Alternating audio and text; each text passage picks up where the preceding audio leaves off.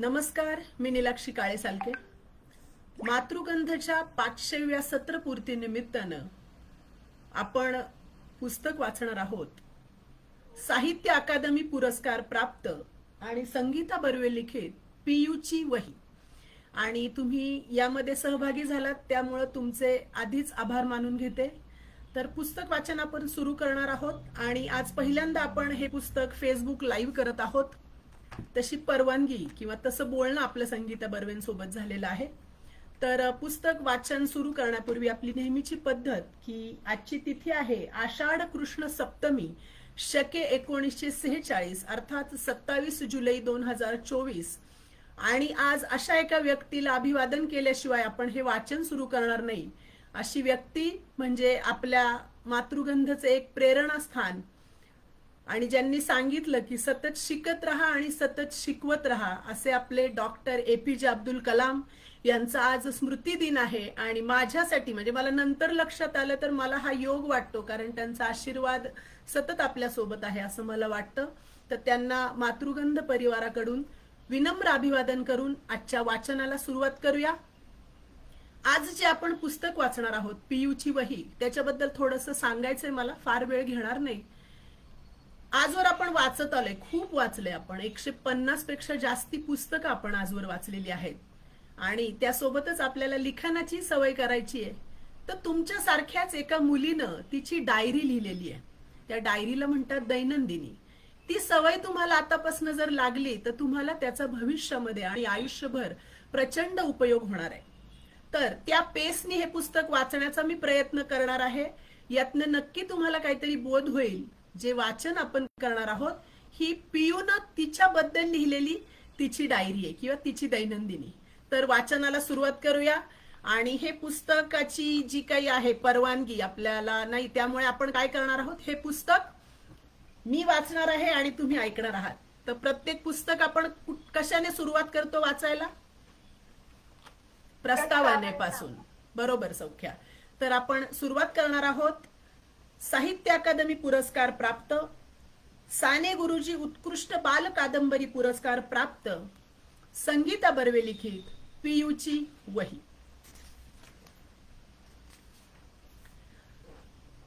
त्याला जे काही पहिलं सादरीकरण लिहिलेलं आहे त्यांचं नाव आहे श्रीनिवास विनायक कुलकर्णी. ते म्हणतायत, आपल्या भोवती पसरलेलं जग हळूहळू ओळखीचं करून घेणाऱ्या पीयूची ही दैनंदिनी विलक्षण आनंददायी आहे. पीयूची वही वाचून अशी दैनंदिनी आपणही लिहायला हवी असं तुम्हाला वाटेल आणि या पुस्तकातली रेखाटनही तुम्हाला जीव लावतील. पहिल्या पानापासून शेवटच्या पानापर्यंत ओढ लावणारं मराठीतलं हे दुर्मिळ लेखन सर्वांनी आवर्जून वाचावं. आपलं रेखाटन तर तुम्हाला काही यातनं पाहायला मिळणार नाही, पण मला नक्की खात्री आहे की आजचं वाचन झाल्यानंतर तुम्ही हे पुस्तक नक्की घ्याल. तर आता संगीता बर्वे यांनी प्रस्तावनेमध्ये लिहिलंय, ही आहे एका लहान मुलीने लिहिलेली रोजनिशी. सुट्टीत उन्हात हिंडायचं नाही या आदेशानंतर तिने रंगवली घरातली एक खिडकी. स्वतः रंगवलेल्या खिडकीतून तिला सापडत गेलेलं एक नवं अनोखं जग.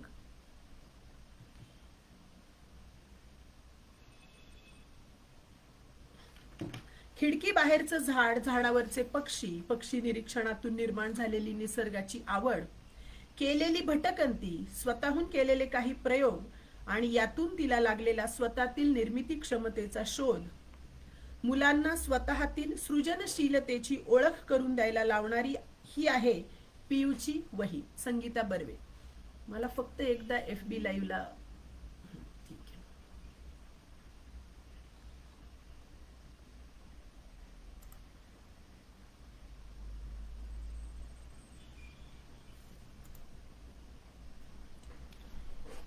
डायरी जी असते ती तारखेप्रमाणे लिहिलेली असते. ठीक आहे. तर 2016 म्हणजे 2016 मध्ये सुरू केलेली ही काही जे लिखाण आहे ते आहे. आणि मला स्वतःला इथे पिन करायचंय.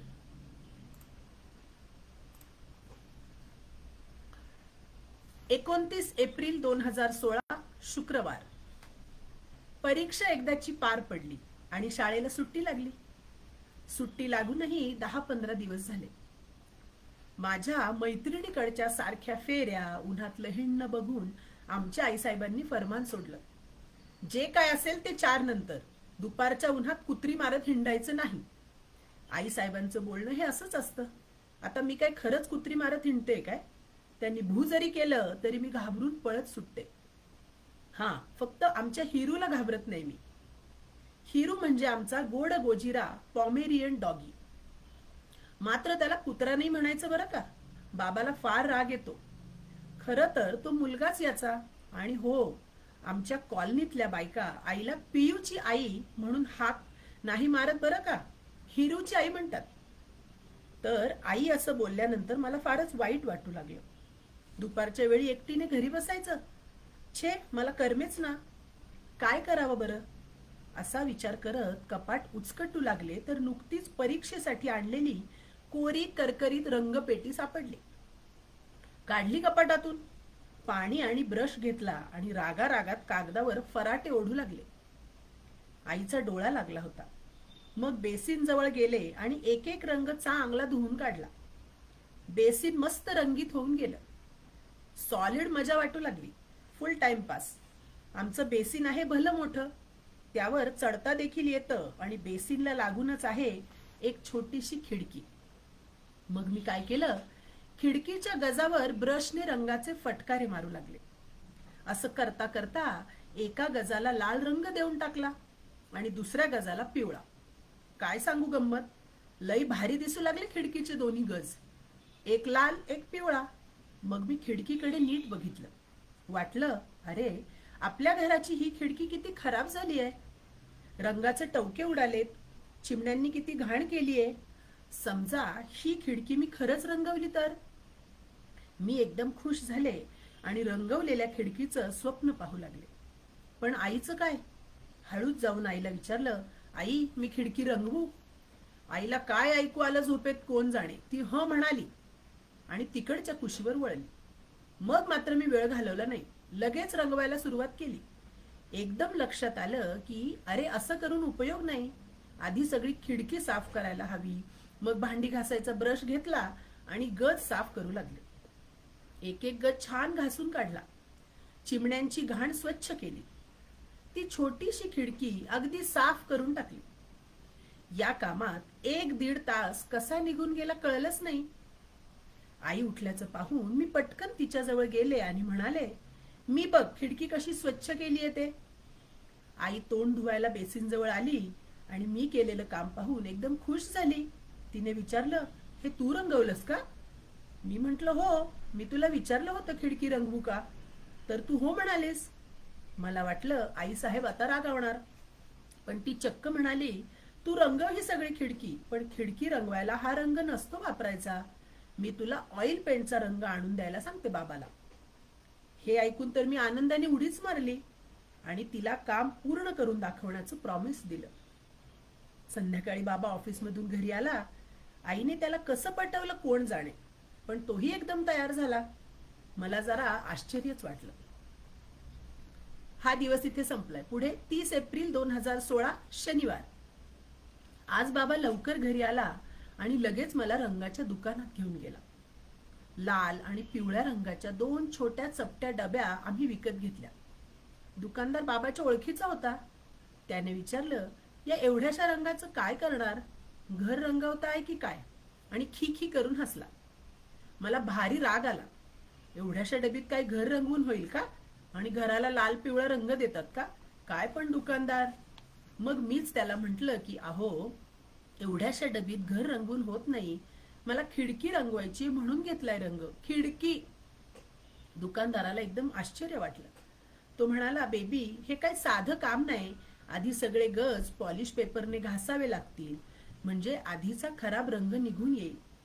शिवाय रंगाच्या डबीत थोडं टर्पेंटाईन टाकावं लागेल, म्हणजे रंग खिडकीला एकदम बेस्ट बसेल. त्याला बाबा म्हणाला, ठीक आहे, टर्पेंटाईनची एक छोटीशी बाटली आणि छोटासा ब्रश द्या. दुकानदाराने आम्हाला छान चपटा मऊ ब्रश दिला. बाबाने त्याला पैसे दिले. उरलेले पैसे परत देताना दुकानदार म्हणाला, बेबी खिडकी रंगवून झाली की सांगायला ये हा. आणि पुन्हा खिकी हसला. मी पण हा असं त्याच्याच भाषेत उत्तर दिलं आणि मनाशी ठरवलं, हसताय काय मला, बघाच मी काम कंप्लीट करून दाखवते की नाही ते. 1 मे 2016 रविवार. सकाळी उठल्यावर मी आणि बाबाने मिळून पॉलिश पेपरने गज घासून काढले. रंगवायचं काम मात्र मी एकटीच करणार होते. दुपारी आईने मला बाजारातून आणलेला श्रीखंडाच्या प्लास्टिकचे 2 रिकामे डबे दिले आणि त्यात रंग ओतायला सांगितला. त्यात मग मी थोडा लाल रंग ओतला.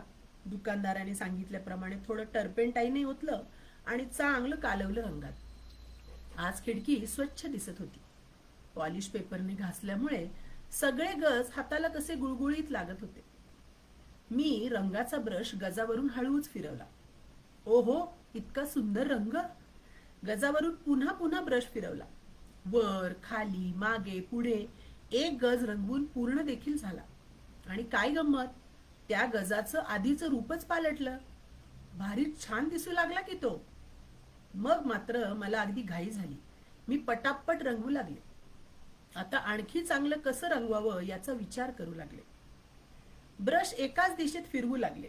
बघता बघता खिडकीचे गज रंगवून झाले.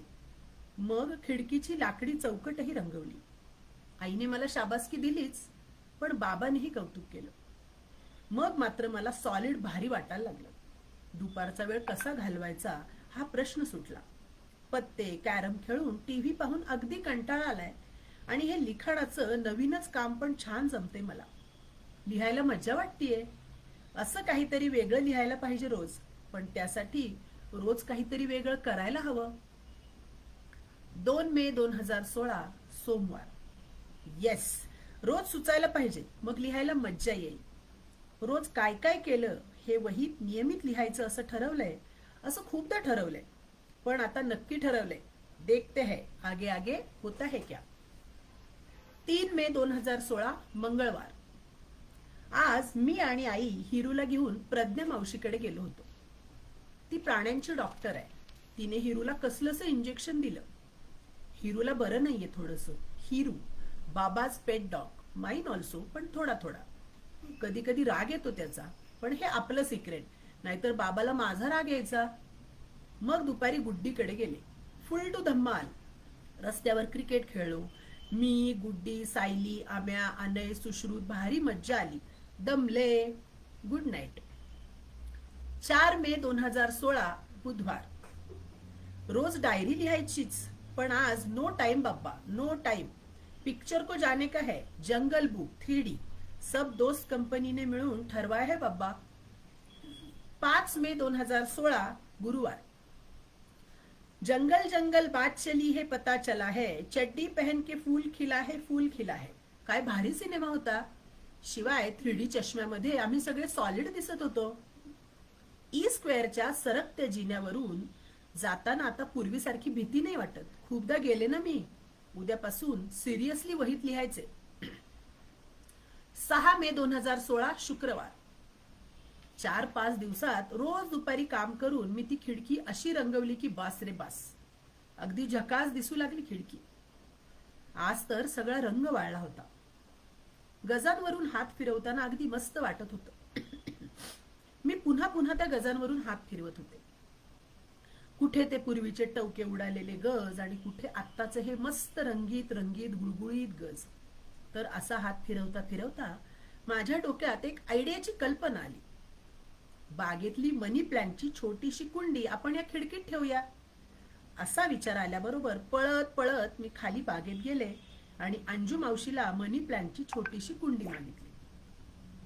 अंजू मावशी म्हणजे आमच्या आईची खास मैत्रीण. ती नाही म्हणणं शक्यच नव्हतं.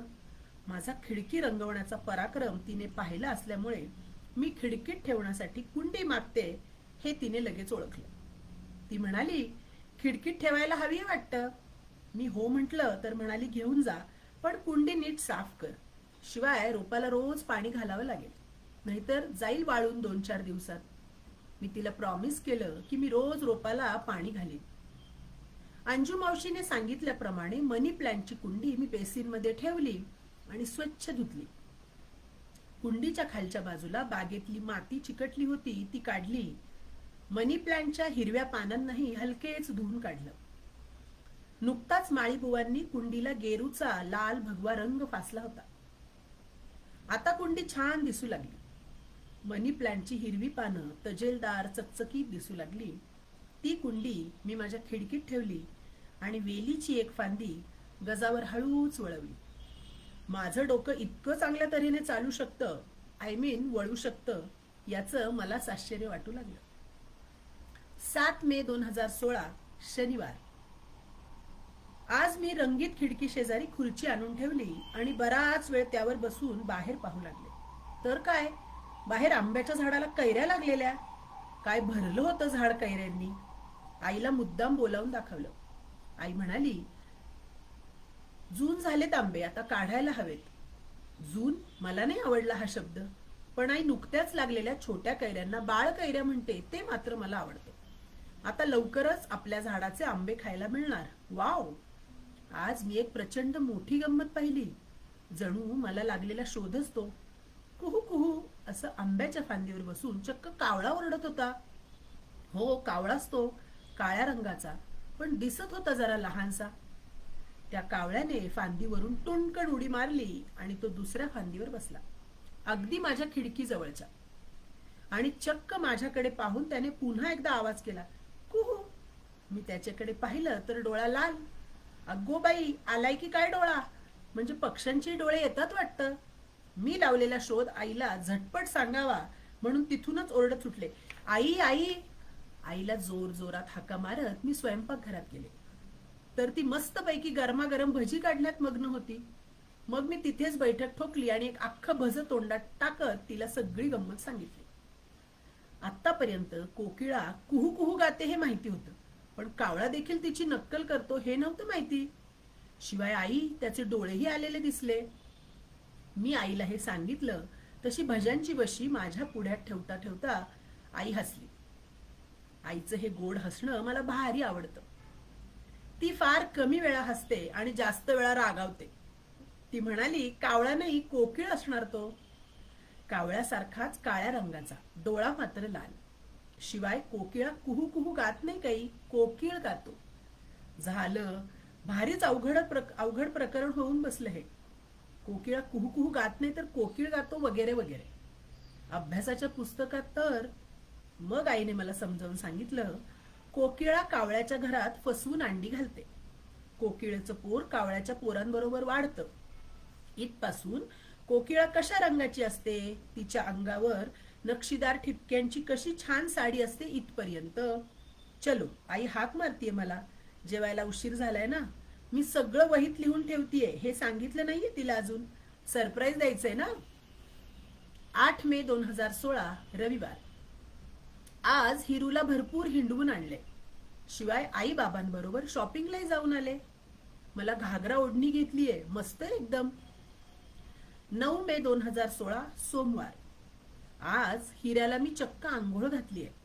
इतका त्रास दिलाय त्याने मला, मूर्ख कुठचा. हिरुटल्या फिरुटल्या तू मला आवडतच नाहीस, पण दिसतोय कसला भारी, आंघोळ घातल्यामुळे चमकतोय अगदी. 10 मे 2016 मंगळवार. आज मस्तपैकी चित्रच काढते. तुम्हाला लक्षात येते का, मी तारीख वाचतेय, म्हणजे त्या मुलीने तिची दैनंदिनी किंवा डायरी जी काही लिहिली आहे ती तारखेप्रमाणे लिहिलेली असते. याची साधारण तुमच्यापैकी किती जणांना सुरुवात करायची आहे हे आपल्याला पुस्तकाच्या शेवटी तुम्हाला नक्की विचारायचंय. परत एकदा विनंती, तुमचे व्हिडिओ जर तुम्ही ऑन ठेवले तर मला तुमच्या समोर पुस्तक वाचतीये असं वाटेल. तर ज्यांनी सुरू ठेवले त्यांचे धन्यवाद, आणि ज्यांना शक्य आहे त्यांनी ठेवले तर मला छान वाटेल. धन्यवाद. 11 मे 2016 बुधवार. आता मी कोकिळ नीट पाहिलाय. खिडकी जवळच्या फांदीवर तो धीटपणे येऊन बसतो आणि मला हाक मारतो, कुहू कुहू. मला ती बरोबर ऐकू येते, पियू पियू. मी म्हणते, आले आले. आता कळलं का, मी पियू उर्फ प्रियांका, पण सगळे मला पियूच म्हणतात. आजही सकाळी सकाळीच कोकिळची हाक आली. मी खिडकी जवळ गेले. माझ्या मागे हिऱ्याही आला. त्याच्याकडे पाहून मी डोळे मिचकावले. त्यानेही तसंच केलं. मग मी कोकिळीची नक्कल केली. कुहू कुहू. तो आणखी जोरात ओरडू लागला. मग काय, जुगलबंदी सुरू झाली म्हणा ना. एकदा तो, एकदा मी. वा, काय खेळ रंगला म्हणून सांगू. हिरू तर नुसता एकदा माझ्याकडे आणि एकदा फांदीकडे बघतच बसला. सॉलिड मज्जा आली. आज दुपारी आईने मला वर्तमानपत्रात आलेला कोकिळेचा फोटो दाखवला आणि कोकिळेबद्दलची माहितीही वाचून दाखवली. आजकाल ती माझ्याशी बऱ्यापैकी चांगलं वागू लागलीये. मला वाटतं खिडकी रंगवल्यापासून. कारण तिच्या मते आता मी पूर्वीसारखी गल्लीत कुत्री मारत हिंडत नाही. मुख्य म्हणजे तिची दुपारची झोप नीट होते. कारण घरातला आमचा दंगा, बाहेरून येऊन टर्र दिशी बेल वाजवणं, फर्र दिशी घरात घुसणं, झर्र दिशी बाहेर जाणं, या गोष्टींचा तिला त्रास होतो. असो, मी वर्तमानपत्राचं ते पान हातात घेतलं. त्यात कोकिळेचा अप्रतिम फोटो होता. अप्रतिम हा बाबाचा आवडता शब्द. काही आवडलं की तो म्हणतो अप्रतिम. भजी कशी झाली आहेत रे? आईने विचारलं की म्हणतो अप्रतिम. बाबाचे काही शब्द मला खूप आवडतात. ते मी सर्रास वापरते. अप्रतिम त्यातलाच एक आणि दुसरा सर्रास. 12 मे 2016 गुरुवार. आता तर मी या खिडकीजवळ माझी टेबल खुर्ची आणून ठेवली आहे. फार भारी वाटतं इथे बसायला. आज कोकिळ काही दिसला नाही, पण तुरेवाल्या बुलबुलाचं जोडपं समोरच्या फांदीवर बराच वेळ गात बसलं होतं. अंजू मावशीने खास पक्ष्यांसाठी ठेवलेल्या चिनी मातीच्या भांड्यातील पाण्यात त्या दोघांनी बरीच दंगामस्ती केली. आमच्या जाईच्या वेलीमध्ये तारेच्या कुंपणाजवळ बुलबुलाने गोल खोलगट वाटीसारखं कांड्यांचं घरटं केलं होतं. त्यात 2 छोटी छोटी अंडी पण घातली होती. ते मला आठवलं. मग यमुनेच्या काठी किती बुलबुल असतील? 1 तरी 2 तरी असतील, असं मी गुणगुणी लागले. वा, बुलबुल काय, बाळकैऱ्या काय, कोकिळा काय, शिवाय खुर्चीवर एका जागी बसून मी आईने दिलेली पुस्तकं चाळत बसते. आईच्या मते मी बऱ्यापैकी सुधारते. तिने बाबाला माझ्याबद्दल अशाच प्रकारचं काहीतरी सांगताना मी हळूच ऐकलं आणि मी खुशीत ओरडले, कुहू. माझ्या खिडकीला घरातले सगळे रंगीत खिडकी म्हणू लागलेत. काल बाबा खालून मला जोर जोरात हाका मारत होता आणि मला कळतच नव्हतं तो कुठून हाक मारतोय ते. मग बाबा जोरात ओरडला, अगं रंगीत खिडकी जवळ ये. आता ती खिडकी रंगीत खिडकी या नावाने प्रसिद्ध झालीय. टूथब्रश कुठे ठेवलाय ग? रंगीत खिडकीत बघ. कंगवा कुठे? तूच ठेवलास ना रंगीत खिडकीत मघाशी. खरं सांगते, हे लिहू लागल्यापासून हळूहळू माझा गबाळेपणा देखील माझ्या लक्षात येऊ लागलाय आणि त्याचबरोबर नीटनेटकेपणा वाढू लागलाय. आता ती खिडकी मी जास्तीत जास्त स्वच्छ ठेवण्याचा प्रयत्न करते. दिवसातून एकदा तरी पुसून घेते. तिथे माझं सामान कसंही पडलंय असं सध्या तरी दिसत नाही. हिरूही इथेच माझ्या पायापाशी लुडबुडत असतो सारखा. तर आज या रंगीत खिडकीशी चिकचिक असा फाटलेल्या आवाजाचा पक्षी ओरडला. मी पाहिलं तर वर्तमानपत्रातल्या फोटोतली कोकिळा साक्षात माझ्या समोर उभी होती. सॉरी, फांदीवर बसली होती. झाडावरच्या एका कैरीला तिने टचकन टोच देखील मारली आणि मग गुपचूप काहीही आवाज न करता तिथेच कितीतरी वेळ बसून राहिली. मागच्या वेळेपासून मला कळलं होतं की आवाज केला तर ती उडू नये, म्हणून मीही तिथेच गुपचूप उभी राहून तिला पाहत होते. किती छान दिसत होती कोकिळा. आतापर्यंत मी कधी पाहिलीच नव्हती तिला. तिचे अंगावरचे ठिपके, फांदीत तिचं लपून बसणं, तिचा रंग, आकार, ओहो, सगळी रंगीत खिडकीची कमाल. खिडकीला मजेत ती रंग देते काय आणि खिडकी मला आतापर्यंत कधीही न दिसलेले वेगवेगळे रंग दाखवते काय. वाव, काय भारी वाक्य सुचले. आता मी रोज डायरी लिहिणारच. लिहायचीच. यावरून एक आठवलं, त्या रंगवाल्या दुकानदाराला सांगायचंच राहिलं की मी काम पूर्ण केलंय म्हणून. आईला हे लिहिलेलं सगळं दाखवणार सुद्धा आहे. तिलाही कळलंय की खिडकीशी बसून ही काहीतरी लिहित असते, पण सध्या ती मला काहीच विचारत नाहीये. हे असं लिहिलेलं तिने वाचलं तर किती आनंद होईल तिला. म्हणेल, शहाणा झाला ग माझा सोन्या. आता मी एवढी मोठी झालीये तरी ती असंच म्हणणार मला. बाकी आमची आई म्हणजे 13 मे 2016 शुक्रवार.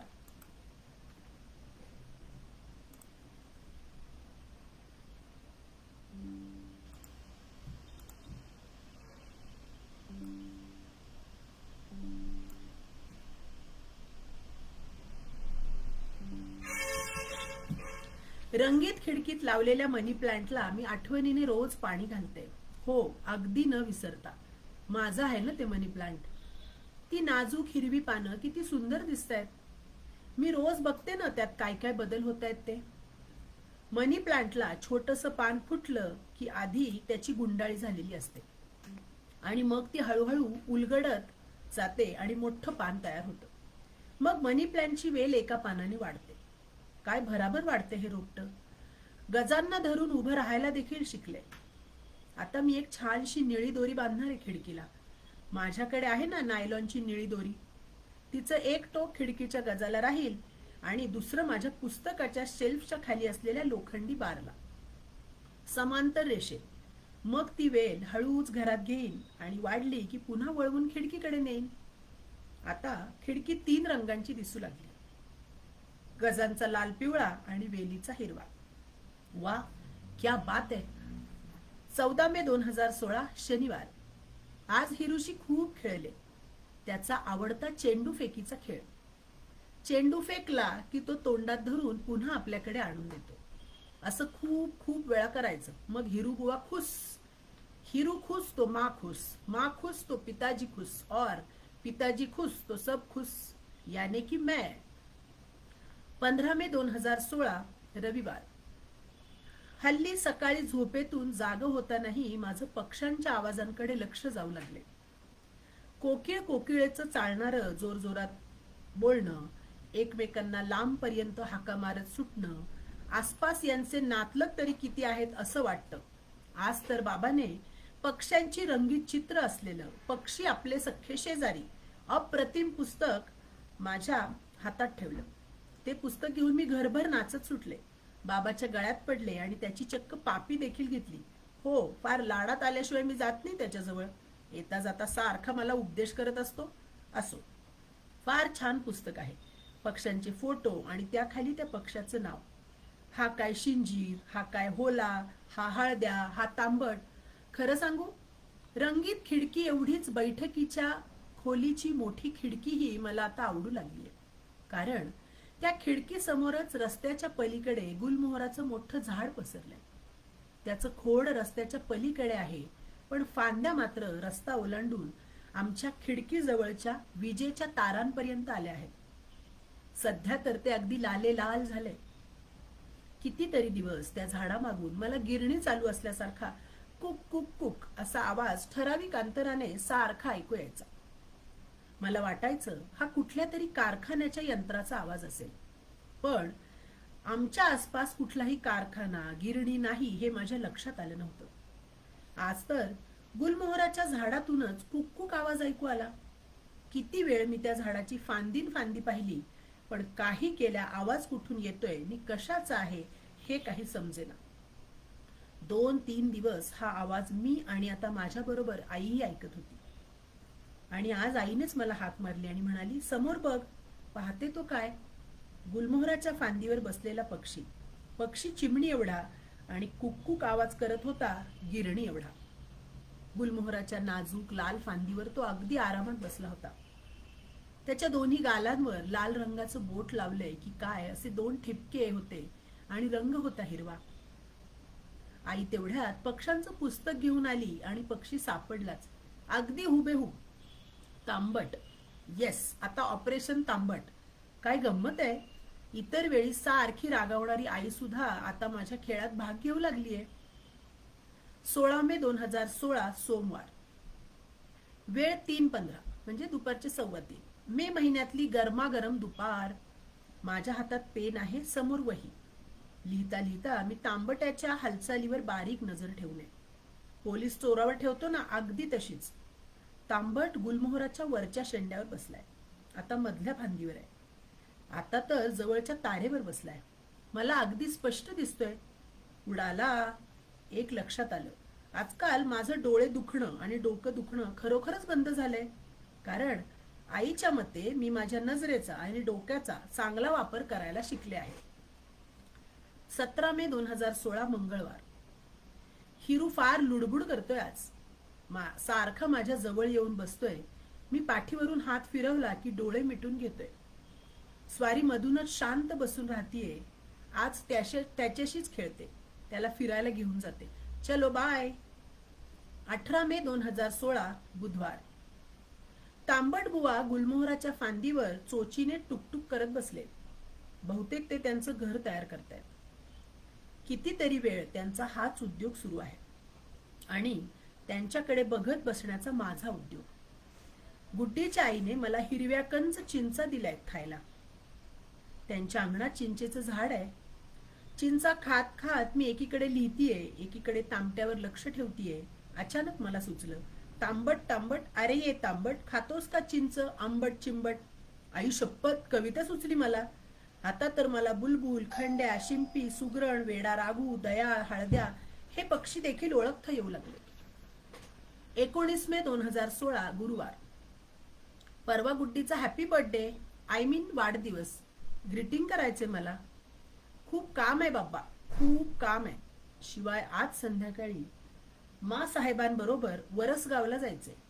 त्या मला आकाश दर्शन घडवणार आहेत. म्हणजे आकाश दर्शन शिबिराला जायचे. 20 मे 2016 शुक्रवार. काल वरसगावला गेलो होतो.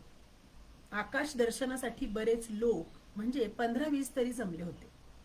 त्या ध्रुव, तेजस आणि मयुरी या तिघांशी माझी लगेचच गट्टी जमली. पुरंदरे काकांनी ग्रह ताऱ्यांबद्दल आम्हाला खूप काही सांगितलं. मग भल्या मोठ्या दुर्बिणीतून चंद्र पाहिला. बाप रे, केवढा मोठा दिसत होता तो. शिवाय त्यावरचे खड्डेही दिसत होते. केवढे मोठमोठे खड्डे. त्या मानाने आपल्या पुण्यातल्या रस्त्यांवरचे खड्डे फारच बारके बारके.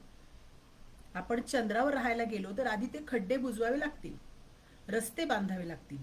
मगच बस रिक्षा मधून आपण चंद्रावरच्या रस्त्यांवरून प्रवास करू शकू, असं मला काय काय वाटायला लागलं. मग खूप वेळानंतर चंद्र मावळला. आकाशगंगाही पाहिली. आकाशभर खूप चांदण्या चमकत होत्या. मग पुरंदरे काकांनी आम्हाला ग्रह आणि ताऱ्यांमधला फरक समजावून सांगितला. जो लुकलुकतो तो तारा, जो लुकलुकत नाही तो ग्रह, एवढं मला कळलं. मेष, वृषभ, सिंह राशी आकाशात कशा दिसतात ते दाखवलं. मला ते आकार काही कळले नाहीत, मात्र सप्तर्षी मला माहित होता.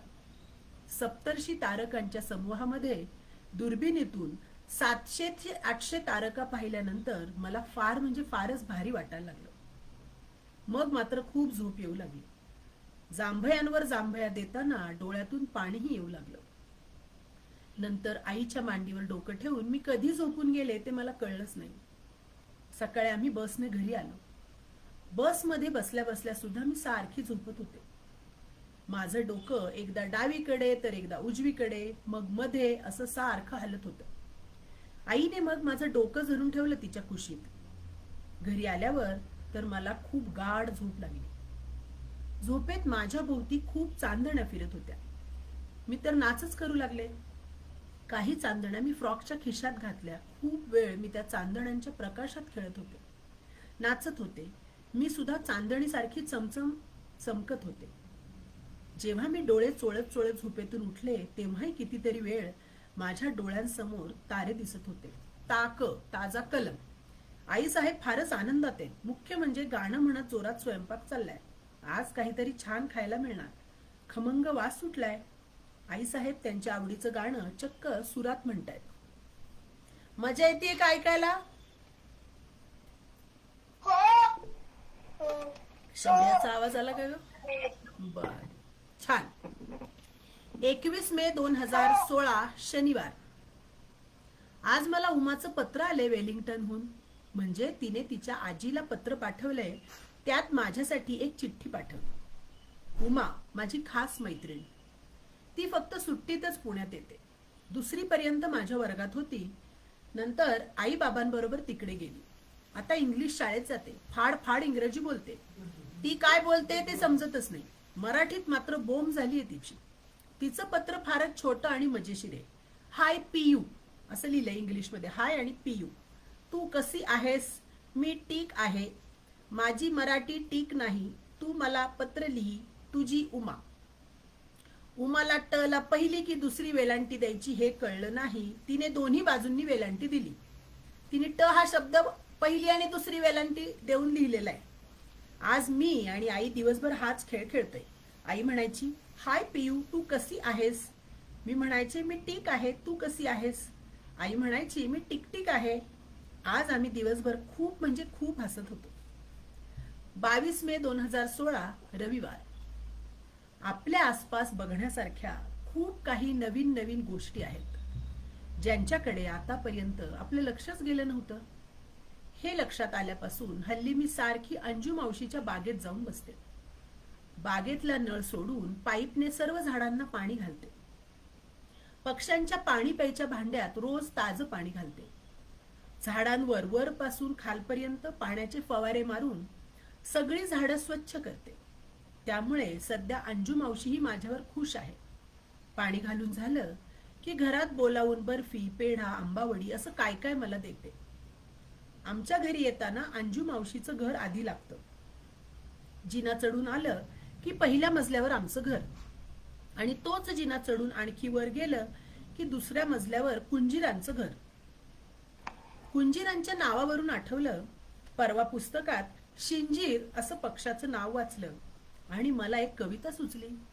अंजू मावशीच्या बागेत रोज येतो शिंजीर, वरच्या मजल्यावरून त्याला पाहतात कुंजीर. कविता वहीच्या पानावर लिहिली आणि खुदकन हसले. काय जमलेत नाही ओळी. बहुतेक आता मी देखील हळूहळू कविता करू लागणार. आमची आई लिहिते ना कविता, फार हुशार आहे ती, असं बाबा कधी कधी म्हणतो. आणि अगं इतकं सिरियसली घेऊ नको, मी गमतीने म्हटलं असं नंतर तिला सांगतो. बिचारी आई. 23 मे 2016 सोमवार. अंजू मावशीच्या बागेत परवा नवीनच बीड दिसलं. चांगलं मोठं आहे, खूप जमीन उकरली होती. अंजू मावशी म्हणाली की बहुतेक घूस लागली असावी, लक्ष ठेवायला पाहिजे, नाहीतर सगळ्या बागेची नासाडी करून टाकेल. मग मी खरोखरच लक्ष ठेवू लागले.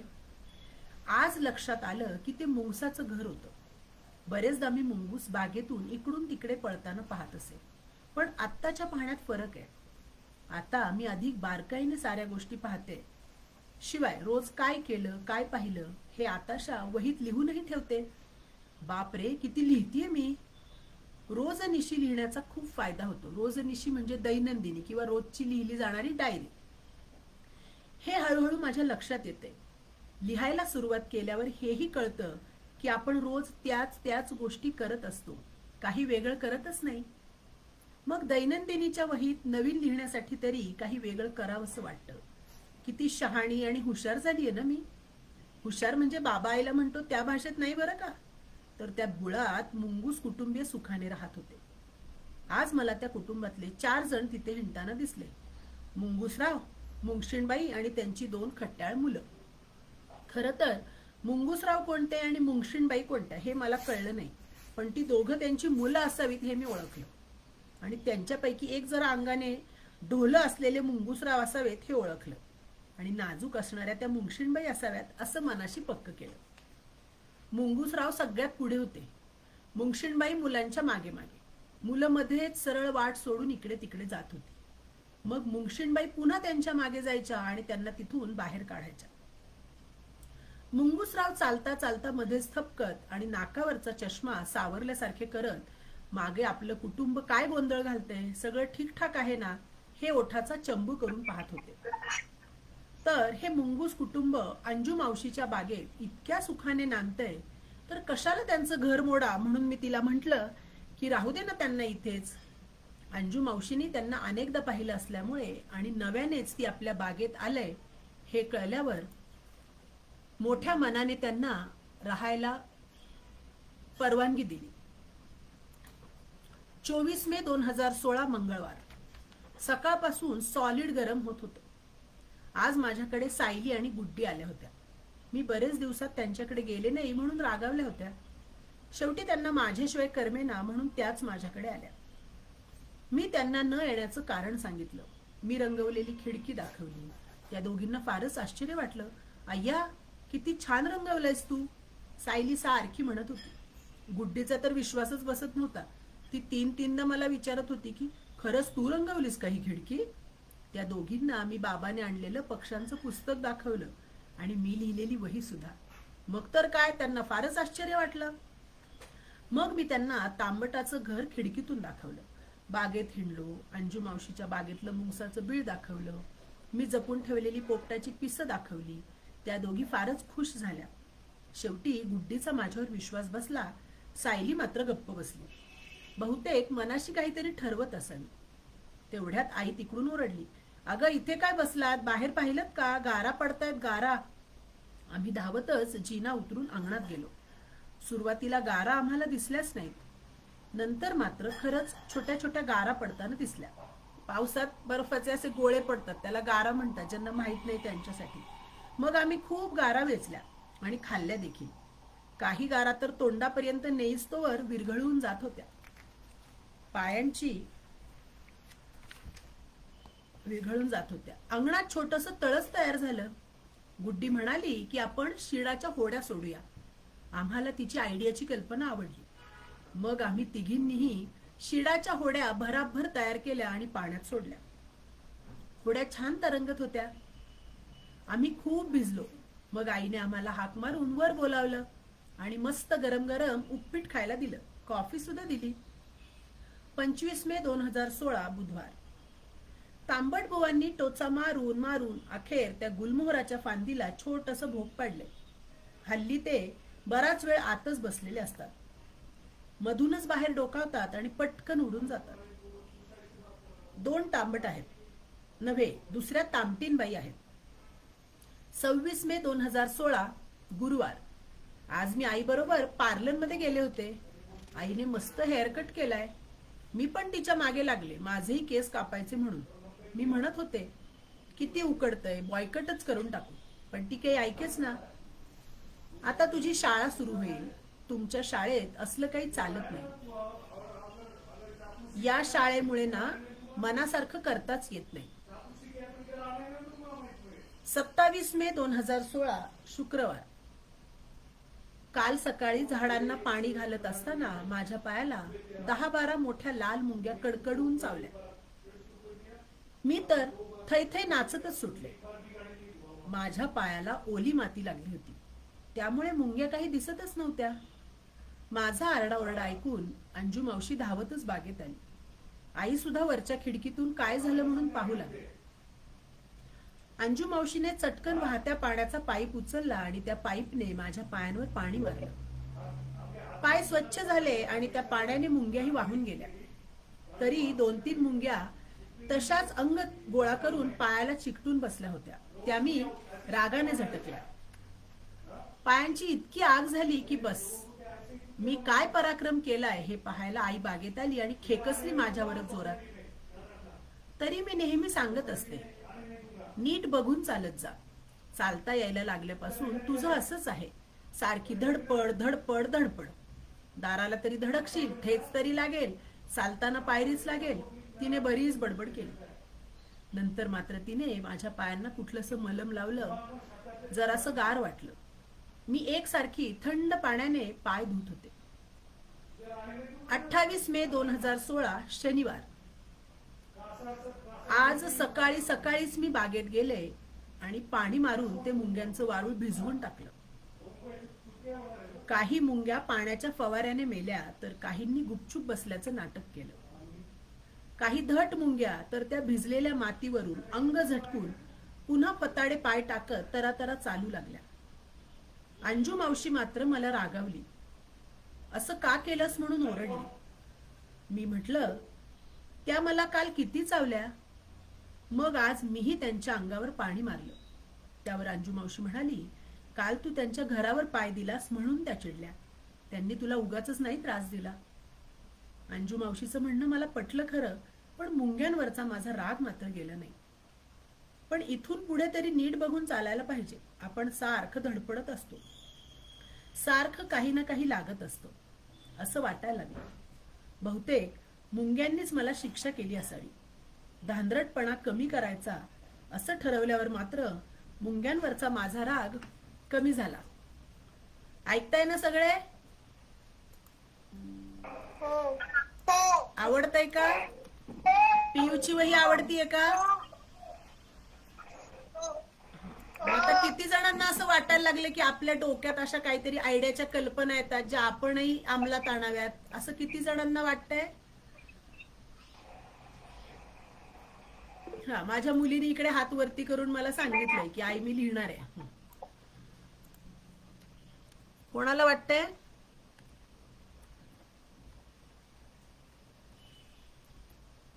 हरकत नाही, पुढे वाचूया तोवर. 29 मे 2016 रविवार. अंजू मावशीच्या घराच्या मागच्या पायरीवर आई आणि अंजू मावशी गप्पा मारत बसल्या होत्या. मी बागेत इकडून तिकडे हिंडत होते. बागेत जास्वंदीची खूप झाडं होती. लाल जास्वंदी, पिवळी जास्वंदी, गुलाबी जास्वंदी सुद्धा होती. एका जास्वंदीला खूप फुलं लागली होती, पण सगळी मिटलेली फुलं होती. तर दुसरी जास्वंदी मात्र पूर्ण उमलली होती. एक एक फूल माझ्या दोन्ही तळहाता एवढं होतं. मी अंजू मावशीला दाखवलं की एका जास्वंदीच्या झाडावरच्या कळ्या उमलल्याच नाहीयेत. तर अंजू मावशीने सांगितलं की तिला मुकी जास्वंदी म्हणतात, तिच्या कळ्याच राहतात, त्या उमलत नाहीत. मला मोठी मजा वाटली. खरोखरच ती मुकी जास्वंदी होती. ओठ घट्ट मिटून बसल्यासारखी दिसत होती. उमललेली जास्वंदी मात्र खूप हसल्यावर आपण जसे छान दिसतो ना, तशी छान हसत होती. मग या जास्वंदीला बोलकी जास्वंदी म्हणायचं का? मी अंजू मावशीला विचारलं तर अंजू मावशी हो म्हणाली आणि पुन्हा आई बरोबर गप्पा मारू लागली. तेवढ्यात बागेतल्या लिंबाच्या झाडावर मला छोटासा केसाळ प्राणी दिसला. त्याच्या अंगावर अगदी बारीक छोटे छोटे केस होते. लिंबाचं अर्ध पान त्यानेच कुरतडलं होतं. मी ते पान हळूच तोडलं आणि हातात धरून त्या बसल्या होत्या. तिकडे नेलं आणि विचारलं, हे काय? त्यांच्या रंगलेल्या गप्पात मध्येच मी कडमडले म्हणून आई चिडली. मोठी लागून गेलीये प्राणीशास्त्रज्ञ. आजकाल हेच खूळ डोक्यात घेतले. छान दिसते बापासारखी, दुसरं काय? असं काय काय बोलू लागली. मी तिच्याकडे फारसं लक्ष दिलं नाही, कारण तिच्या बोलण्याची मला आणि बाबालाही सवय होती. कधी कधी ती इतकं चांगलं वागायची, मधूनच तिला काय व्हायचं कोण जाणे. येता जाता आमच्यावर चिडून बोलल्यासारखं बोलायची. त्यातून बाबा सुद्धा सुटायचा नाही. आज आईचं काहीतरी बिनसलं असावं हे मला लगेच समजलं. मी अंजू मावशी समोर ते पान धरलं आणि तिला विचारलं की हे काय ते सांग. अंजू मावशी पडली शाळेतली शिक्षिका. ती सरळ उत्तर देईल तर काय. ती मला म्हणाली, सांग बरं तूच, हे काय असेल ते. अभ्यासाच्या पुस्तकात या प्राण्यांचं चित्र आहे आणि तू ते पाहिलं देखील आहेस, असं तिने म्हटल्यावर मी आठवू लागले, पण आठवेच ना. मग म्हणाली, याला काही दिवसांनी पंख फुटतात आणि ते उडायला लागतं. आता सांग बरं. आणि मी ओरडले, सुरवंट. सुरवंट मस्तपैकी पान कुरतडण्यात मग्न होता. बहुतेक अजून आपण झाडावरच आहोत असं त्याला वाटत असावं. मी आईला विचारलं की आपण याला पाळायचं का. तशी आईने एका फटक्यात असं उत्तर दिलं, जा तुझ्या बाबाला विचार. मी लगेचच तिच्या आज्ञेचं पालन केलं आणि पानावरच्या सुरवंटाला घेऊन वर गेले. बाबा पुस्तक वाचत आराम खुर्चीत बसला होता. रविवारची सुट्टी असते ना त्याला. मी बाबाला ते पान दाखवलं आणि विचारलं की काही दिवस याला घरात ठेवायचं का, त्याला पंख कसे फुटतात ते पाहायचे. बाबाने कौतुकाने माझ्याकडे पाहिलं आणि पुस्तक मिटवून ठेवत तो उठला. मग आम्ही दोघं सुरवंट ठेवण्यासाठी काही सापडतंय का ते पाहू लागलो. एक काचेची रिकामी जुनी बरणी सापडली. बाबाने ती माझ्या हातात दिली. त्याने सांगितलं की पानासकट त्याला यात ठेव. शिवाय थोडी पानं असलेली डहाळीही आत ठेव. मी घाईघाईने जास्वंदीची डहाळी तोडून आणली. तशी बाबाने ज्या झाडावर सापडला त्याच झाडाची डहाळी ठेवायला सांगितली. मग मी पुन्हा बागेत गेले आणि लिंबाची छोटी डहाळी आणून त्या बरणीत ठेवली. शिवाय तो पाणी पित असेल म्हणून प्रत्येक पानावर एक एक थेंब पाणी टाकून ठेवलं. सुरवंटाला या गोष्टीचा पत्ताच नव्हता. मी त्याचं नीट निरीक्षण करत होते. तो खूप वेळ झोपूनच होता. मध्येच तो चुळबुळ करायचा आणि वर यायला बघायचा. मग मी एक वहीचा पुठ्ठा त्या बरणीवर ठेवला आणि हवा जाण्यासाठी त्याला मध्ये भोकही पाडलं. नंतर काही वेळानं पाहिलं तर सुरवंटराव बाहेर वहीच्या पुठ्ठ्यावर येऊन बसले होते. मी त्यांना पुन्हा आत ठेवलं. 30 मे 2016 सोमवार. हिरू साहेबांनी आज फार मोठा पराक्रम करून ठेवला. झालं काय की कधी नव्हे ती आई दुपारी तिच्या मैत्रिणीकडे गेली. हिरूला तिने घरातच कोंडून ठेवलं. नेमका तिला घरी यायला उशीर झाला. मी बाहेरून घरी आले तर घराला कुलूप. पण मी उगाचच बेलचं बटन दाबलं तर आतून हिरूच्या भुंकण्याचा आवाज आला. मग मी पुन्हा बेल दाबली, पुन्हा आवाज. मग मी हाच खेळ सुरू केला. हिऱ्यानेही आतून तसाच खेळ सुरू केला. मी बराच वेळ थोड्या थोड्या वेळाने बेल वाजवत बसले. तेवढ्यात आईच्या स्कूटीचा आवाज ऐकू आला. स्कूटी लावून ती भराभरा जिना चढून वर आली. अगं जरा मैत्रिणीकडे गेले होते ना, गप्पा इतक्या रंगल्या की उशीरच झाला, असं म्हणत तिने कुलूप उघडलं. कडी काढून दार उघडलं तर काय दिवाणाच्या गादीवर हिरू साहेब बसलेले. त्यांच्या सगळ्या अंगाला कापूसच कापूस चिकटलेला. अख्खी गादी फाडून ठेवली होती त्याने आणि जीभ बाहेर काढून टकाटका बघत होता आमच्याकडे. आहा, काय तो त्याचा अवतार. मी आईकडे बघितलं तर ती कमरेवर हात ठेवून रागारागाने हिऱ्याकडे बघत होती. मी हसू दाबण्याचा प्रयत्न करत एकदा तिच्याकडे आणि एकदा हिऱ्याकडे बघत होते. आईने हातातली पर्स टेबलावर जोरात फेकली आणि ती तरा आत गेली. पुन्हा बाहेर आली तर तिच्या हातात धुणं वाळत घालायची काठी. हिरू तटकन गादीवरून उठला आणि त्याने जी धूम ठोकली बाहेर ती स्वारी नंतर 2 तास आलीच नाही घरात. कपाळाला हात लावत आई मटकन खाली बसली आणि मग तिच्या तोंडाचा जो काही पट्टा सुरू झाला की बास रे बास. जरा मेलं कुठं जायची सोय नाही. मेल्याने नुसता उच्छाद मांडलाय. बाहेर ठेवलं असतं तर मलाच शोधायला जावं लागलं असतं, म्हणून मुद्दाम घरात कोंडून गेले होते मी त्याला. अशी बडबड करत तिने घर झाडायला सुरुवात केली. मी पण दुसरा झाडू घेऊन आले. आम्ही दोघींनी हॉल स्वच्छ केला. गादी खूप जुनी होती. कापडही विरलं होतं गादीचं. हिऱ्याने त्या गादीच्या ज्या काही चिंध्या करून ठेवल्या होत्या त्याला खरंच तोड नव्हती. तब्बल 2-2.5 तासांनी हिरू साहेबांची स्वारी गप गुमान दारात उभी राहिली. त्याला आलेलं पाहताच आई साहेबांचा पारा पुन्हा एकदा चढला. आले का लॉर्ड फॉकलंड, असे म्हणत कोपऱ्यात पडलेली काठी उचलून ती जी धावली हिऱ्याच्या पाठीमागे की काही विचारू नका. नंतरचं दृश्य फार पाहण्यासारखं होतं. आई धुणं वाळत घालायच्या काठीने हिऱ्याची धुलाई करायला बघते आणि तो पळतोय. हिऱ्याने मात्र आईचे एकूण एक फटके चुकवले. जाम धमाल आली. 31 मे 2016 मंगळवार. आज सकाळी काचेच्या बरणीतून सुरवंतराव गायब झाला. गेला कुठे हा इतक्या भरभर म्हणून मी त्याला सगळीकडे शोधू लागले.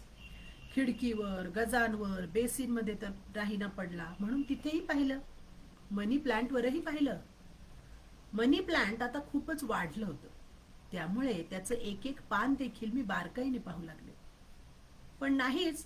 कुठे बरं अदृश्य झाला हा. आईला विचारलं तर म्हणाली, तू पण न पिऊ. आता काम आटपू की सुरवंट शोधत बसू. मला नको हा काही सांगू. तुझा तू शोध बरं. खूप खूप शोधलं पण हा पठ्ठ्या काही सापडेना. बाबा घरी आल्यावर त्याला सुरवंट हरवला असं सांगितलं तर तो म्हणाला, अगं कुठे जाणार तो, त्याचा कोश झाला असेल. मला काही कळेना. त्याने बरणीतल्या फांदीला लटकलेला कोश दाखवला.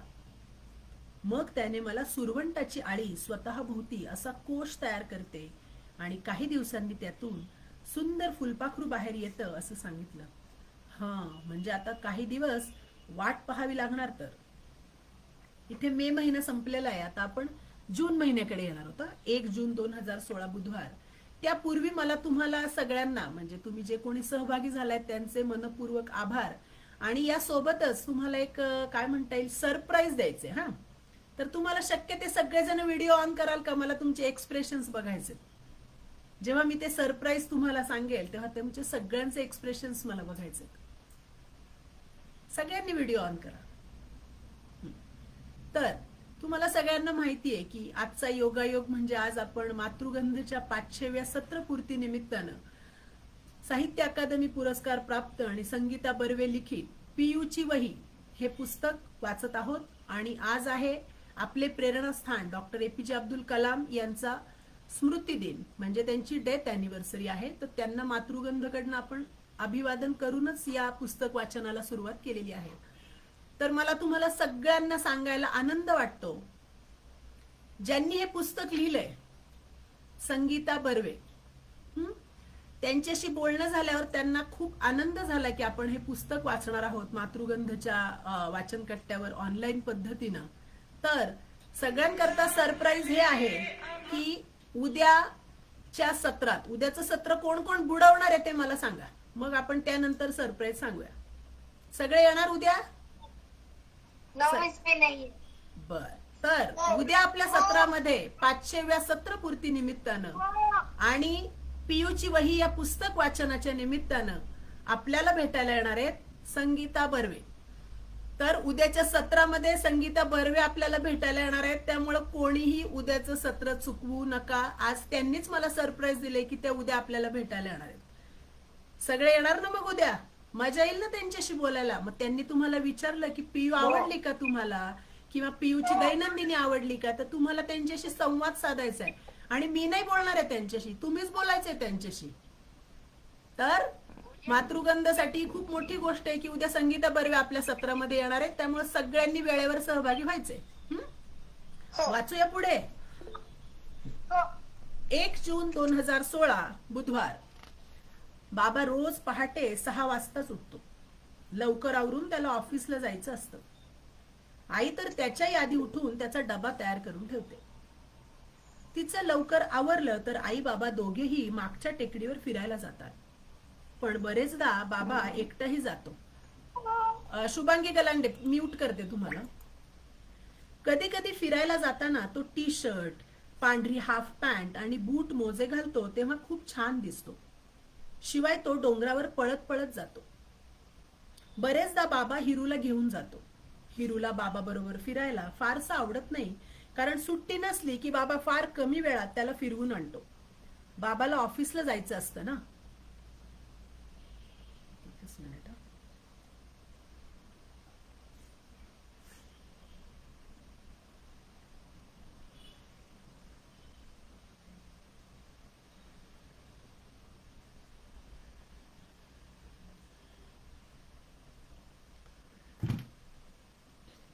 2 जून 2016 गुरुवार. काल मी बाबाला सांगितलं होतं मलाही लवकर उठव म्हणून, तर आईला तो म्हणत होता ती कशी उठतीये, बाताडीये नुसती. मी अंथरुणात पडल्या पडल्या हे ऐकत होते. त्याने असं म्हटल्यावर मात्र मी लगेच उठले आणि तोंड धुवून चूळ भरून दात देखील घासू लागले. बाबाला फार म्हणजे फारच आश्चर्य वाटत असणार. पटपट आवरून बूट मोजे घालून तयारही झाले. आमच्या घराच्या मागेच पर्वतीची मागची टेकडी आहे. त्या टेकडीवर वाघजाईचं मंदिर आहे आणि मंदिराच्या पायऱ्या चढून वर गेलं की छोटंसं जंगलच आहे म्हणा ना. आई बाबा 3-4 वेळा मला घेऊन गेले. शिवाय मी लहान असताना ज्या खेळाच्या ग्राउंडवर नियमित खेळायला जाते तिथल्या सरांनी देखील 2-3 वेळा आमची सहल नेली होती. पण खूप दिवसांमध्ये मी तिकडे गेलेच नाही.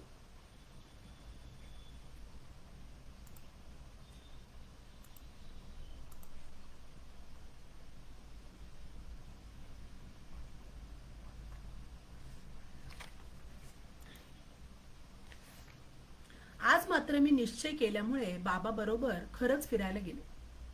आम्ही टेकडी चढून वाघजाई मंदिराजवळ आलो. वाटेत बाबाचे कितीतरी मित्र भेटले.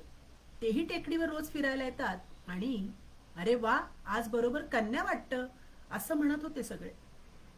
आम्ही वाघजाई देवीला नमस्कार करून थोडा वेळ तिथे बसलो. मी बाबाला म्हटलं आपण आणखी पुढे जाऊया ना, तर त्याने घड्याळात पाहिलं. आम्ही घरून लवकर निघाल्यामुळे त्याला ऑफिसला जायला अजून वेळ होता. त्यामुळे तो म्हणाला चल जाऊयात, अजून 15-20 मिनिटं आहेत. मग आम्ही तिथल्या पायऱ्या चढून वर गेलो. खूप छान दृश्य होतं ते. सगळी झाडच झाडं आणि मध्ये पाऊलवाट. पहाटेचं मोकळं वारं अगदी छान होतं. तोपर्यंत सूर्याचा लाल भडक गोळा दिसू लागला होता आणि कोवळं कोवळं ऊन देखील पडलं होतं. मला पुस्तकातला साने गुरुजींचा एक धडा आठवला. फिरायला जाताना त्यांना कोणकोणती झाडं भेटायची, कुठली फुलं फुललेली दिसायची, हे सगळं त्यांनी सांगितलं होतं. आणि त्याप्रमाणे मलाही अगदी तशीच झाडं भेटली. चाफ्याचं झाड, कवठाचं झाड, आंबा, चिंच, पळस, पांगारा. बाबाने मला कितीतरी झाडांची माहिती दिली. बाबालाही बरंच काही माहिती आहे की, असं मला वाटलं. मी बाबाचा हात घट्ट पकडला. त्याला म्हटलं की मी आता रोज तुझ्याबरोबर फिरायला येत जाईन. तू मला रोज सकाळी उठवत जा. मी एका हाकेत उठेन, त्रास देणार नाही. त्यावर बाबाने माझ्या पाठीवर थोपटल्यासारखं केलं आणि म्हणाला नक्की उठवीन बेटा. मला सुद्धा तुला चांगल्या सवयी लागाव्यात, तुझं आरोग्य चांगलं राहावं असंच वाटतं. म्हणून तर मी तुला सारखं बोलत असतो ना. माझा आवडता बाबा.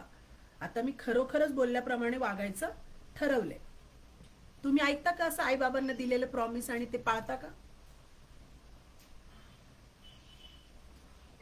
कोणीच उत्तर देत नाही, म्हणजे नाही पाळत.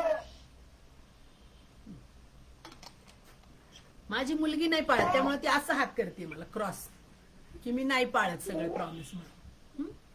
ती शेजारी बसून ऐकते पुस्तक, त्यामुळे तिची रिॲक्शन तिकडून येते, तुमच्यासारखी मला समोर नाही दिसत. 3 जून 2016 शुक्रवार. मला 1 मिनिट इथे फक्त मला हे पब्लिक आहे का चेक करायचंय.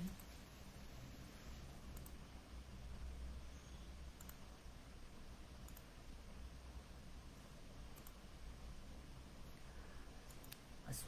3 जून 2016 शुक्रवार. माय सेल्फी. आमचा मोबाईल ढापला होता बरं का, त्या सेल्फीचं हे चित्र. 4 जून 2016 शनिवार. आज आई. नीता ताई काही बोलायचंय का तुम्हाला? हँड रेज होता तुमचा. नाही बर. हो. 4 जून 2016 शनिवार. आज आई हिऱ्यावर जाम चिडली. सकाळपासून स्वारी कुठेतरी गल्लीत भटकत होती. दुपारी हिऱ्या घरी आला तेव्हा त्याचा अवतार बघण्यासारखा होता, पार चिखलात लोळल्यासारखा. त्याला दारात उभा राहिलेलं पाहून आईने त्याला हात जोडूनच नमस्कार केला. हिराला ती रागावल्याचं बरोबर कळलं. कू कू आवाज करत तो तिथेच शेपटी हलवत उभा राहिला. आता तुझ्या बाबाला म्हणावं ये ऑफिसातून घरी, घाल आंघोळ. आई हिऱ्याला ओरडत होती. तेवढ्यात कुंजीर काकू जिन्यातून वर येता येता म्हणाल्या, अहो हिरूची आई, तुमच्या हिरूला समोरच्या लेले काकूंच्या श्वेताने चांगलंच लोळवलं की हो चिखलात. लेले काकूंच्या गोल्डन रिट्रीव्हरचं नाव श्वेता. लेले काकूंनी तिला मुलीचं नाव ठेवलं, म्हणून आमच्या कॉलनीतल्या ग्रुपने लेले काकूंच्या नातवाचं नाव टॉम्या ठेवले. त्याचं खरं नाव तपन, पण तपनला आम्ही टॉम्या म्हणून हाक मारली की तो चक्क ओ आलो असं ओरडत घराबाहेर येतो. आम्ही तपनला टॉम्या म्हणतो म्हणून लेले काकूंना फार राग येतो, पण त्यांच्या रागावण्याकडे कुणी लक्षच देत नाही. 5 जून 2016 रविवार. काय असतं 5 जूनला? कोणाला आठवतंय? पर्यावरण दिन. जागतिक पर्यावरण दिन. छान. आणि आपण केलेला खारीचा वाटा हा उपक्रम, बरोबर? बर. सध्या मी रोज बाबा बरोबर फिरायला जातीये. आता मला उठवताना तो पियू बेटा उठतेस ना अशी गोड हाक मारतो. डोक्यावरून हात फिरवतो. मी सुद्धा लगेचच उठते. पूर्वी मला उठवताना तो माझ्यावर खेकसत असे, मी पण त्याला जाम दाद देत नसे. मग तो मला झोपेतच उचलून नेत सरळ बेसिन जवळ उभं करत असे. रागारागाने माझ्या तोंडावर पाणी देखील मारत असे. मी ओरडू लागले की तो आणखी चिडत असे. अशा वेळी आईला मात्र कुणाचीच बाजू घेता येत नसे. सकाळी सकाळी बाबाने मला धपाटा घातला की आईला फार वाईट वाटत असे. ती त्याला ओरडली की तोही तिच्यावर चिडत असे. मग सगळी सकाळ त्या दोघांची चिडचिड आणि माझी रडारड यातच जायची. जाऊ देत, हे कशाला लिहा. गुड नाईट, जांभई झोप. हा, कोणीतरी एक ग्रुपवर टाकलंय की किती वेळ अजून. तर आपण साधारण म्हणजे 100 पानांचं पुस्तक आहे, 46व्या पानावर आहोत, तर अजून एक 35 मिनिट्स तरी म्हणजे 35 ते 40 मिनिट आपण वाचणार आहोत. बाकी उरलेलं पुस्तक आपण उद्या 10 वाजता सुरू करणार आहोत वाचायला. कारण उद्या त्या वाचनानंतर, कारण 500व सत्र आहे, आपल्याला पालकांचे मुलांच्या बरोबर चर्चा करायची असते आणि अर्थात आपल्याला उद्या संगीता बर्वे यांनाही ऐकायचंय. त्यामुळे उरलेलं उद्या सकाळी वाचणार. जेव्हा थांबायचे त्यापूर्वी मी सांगेन. 6 जून 2016 सोमवार. माय गॉड, जादू जादू जादू. सुरवंटरावांचं झालं फुलपाखरू. नाजूक पंखांचं, जर्द पिवळ्या रंगाचं, इटूकिवलं फुलपाखरू. झालं काय की आज काचेच्या बरणीकडे सहज लक्ष गेलं तर आज शांत बसलेलं फुलपाखरूच दिसलं मला. मी जोरात ओरडले, आई बाबा लवकर या. कोशातून बाहेर आलं फुलपाखरू. पहा पहा पहा. आहाहा आहाहा आहाहा. दोघही धावत आले. बाबा तर दाढी करता करता बाथरूम मधून टॉवेल गुंडाळत साबणाचा फेस गालावर तसाच ठेवून पळत आला. आम्ही सगळे त्या फुलपाखराकडे डोळे फाड फाडून बघत होतो. अखेर सुरवंटरावांचं फुलपाखरू झालेलं बघण्यात आम्हाला यश आलं होतं. मग मी बरणीवर ठेवलेला पुठ्ठा हळूच काढून टाकला तर काय, ते फुलपाखरू हळूच बरणीच्या काठावर येऊन बसलं आणि लागलं की उडायला. इवलेसे पंख हलवत आमच्या समोर चक्क खिडकी बाहेर निघून गेले. अख्खा दिवस मी तर नुसती त्या फुलपाखरासारखी इकडून तिकडे घरभर उडत होते. आय मीन धावत होते. 7 जून 2016 मंगळवार. आज आप्पा बळवंत मधून वह्या आणल्या, 8वीची पुस्तकं आणली. मी आणि आईने पुस्तकांना कवरही घालून टाकली. 15 जून पासून शाळा सुरू. आता मला सांगा, हे जे वाचलं याच्यातनं तुम्हाला काय कळते? ती मुलगी कितवी मध्ये होती?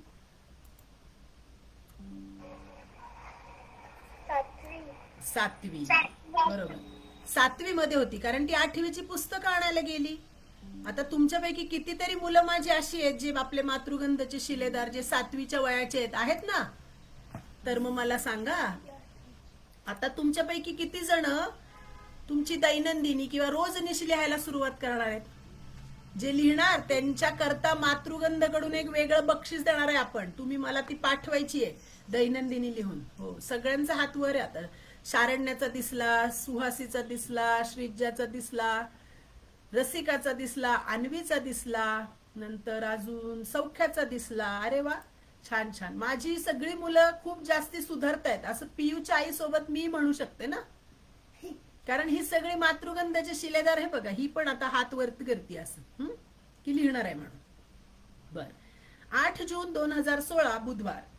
आज तांबट खूप म्हणजे खूप जवळून पाहायला मिळाला. खिडकीच्या अगदी जवळ असलेल्या फांदीवर बसला होता. माझ्या हाताच्या मुठी एवढा असेल. हिरव्या रंगाचा, डोक्यावर जणू काही लाल टोपी घातलेली, डोळ्यांभोवती पिवळी वर्तुळ, मानेच्या खाली एक पिवळा पट्टा आणि एक लाल ठिपका. सुंदरच दिसत होते तांबट बुवा. तामटीनबाई मात्र घरातूनच डोकावत होत्या. आता तुम्हाला एक सांगते, तुम्ही हे लिहिणार आहात ना, त्यातनं तुमच्या 2 गोष्टी होणार आहेत. एक तर तुमची जी काही मोत्यासारखी अक्षर आहेत ती सुधारणार आहेत. कारण तुम्ही कसं लिहिताय तुम्हाला माहित आहे की किती जण आपल्याकडे स्वतः वाचलेलं लिहिता येत नाही. तर लिहिण्याची पण प्रॅक्टिस होणार आहे. त्यानंतर तुम्हाला जे काही पुढे लिखाण करायचं असेल त्याची ही सुरुवात आहे. आणि आपल्या आठवणी आपण पुन्हा कधीही वाचल्या तरी ते वाचायला आपल्याला खूप आवडतं. अशा खूप साऱ्या गोष्टी तुम्हाला या लिहिण्यातनं मिळणार आहेत. 9 जून 2016 गुरुवार. इथे खिडकी जवळ बसून मी लिहितेय नी. तांबट बुवा झाडाच्या शेंड्यावर बसून कुक कुक करतायत. आवाज करताना माने बरोबर सगळं अंग हलतंय त्यांचं. मजेशीरच ते. मी पण त्यांची नक्कल करून बघू लागले तर उडूनच गेले दुसरीकडे. 10 जून 2016 शुक्रवार. आज तांबट बुवांच्या इवल्याच्या घरात मोठीच गंमत दिसली. मी, तांबट बुवा होते बाहेर आणि तामटीनबाई कुठे आसपास असाव्यात, कारण त्या इवल्याच्या घरातून त्यांचं बाळ टुकू टुकू पाहू लागलं. सौख्या, तुझा हँडरेज आहे, तुला काही बोलायचंय बाळा? बर, ओके. ते हळूच बाहेर यायचं, आत जायचं. दिवसभर त्याचा हाच खेळ सुरू होता. तांबट तामटीन चोचीने पिलाला भरवताना देखील दिसले. बाकी तामटीणीचं बाळ होतं भारीच खट्या. आई बाबा बाहेर गेले की ते घरातून बाहेर डोकावतं आणि गॅलरीतून खाली वाहनांची रहदारी पाहावी तसं डावीकडे उजवीकडे मान वळवून पाहत बसतं. आईची किंवा बाबांची जरा देखील चाहूल लागली की पटकन आत शिरतं. त्या दोघांना वाटत असेल, काय आज्ञाधारक पोर आहे आपलं, कसं गुपचूप शहाण्यासारखं घरात बसून राहतं ते. आता त्या तामटाच्या बाळावर मी अधूनमधून लक्ष ठेवत आहे. या खोलीतून त्या खोलीत जाताना पटकन खिडकी बाहेर तामटाच्या घराकडे पाहते आणि त्याच वेळी तामटीनीचं बाळ हळूच बाहेर डोकं काढून माझ्याकडे बघतं असं मला वाटतं.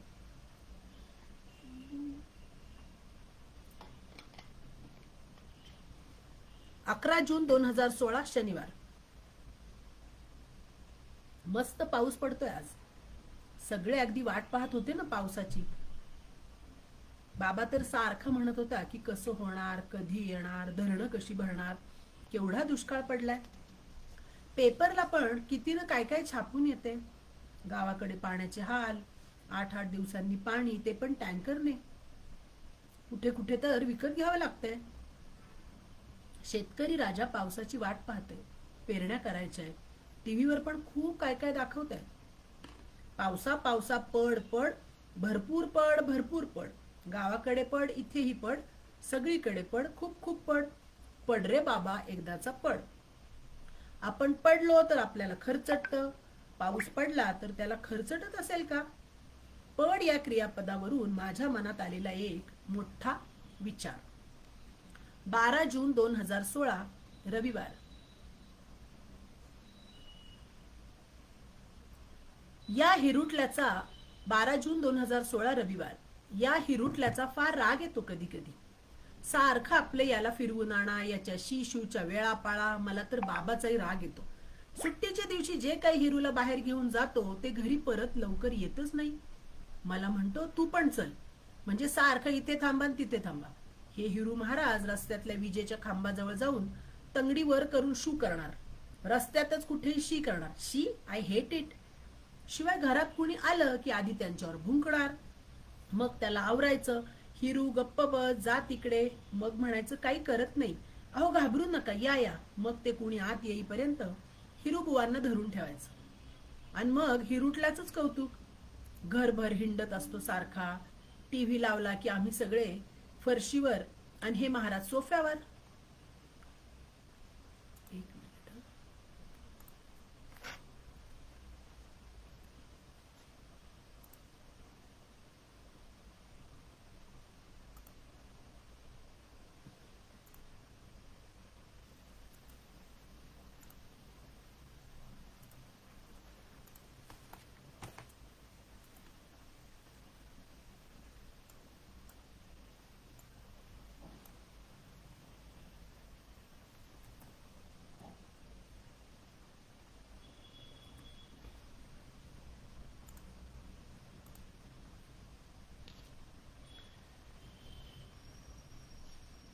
आणि मग हिटरुल्याच कौतुक. घरभर हिंडत असतो सारखा. टीव्ही लावला की आम्ही सगळे खाली फरशीवर, हे महाराज सोफ्यावर.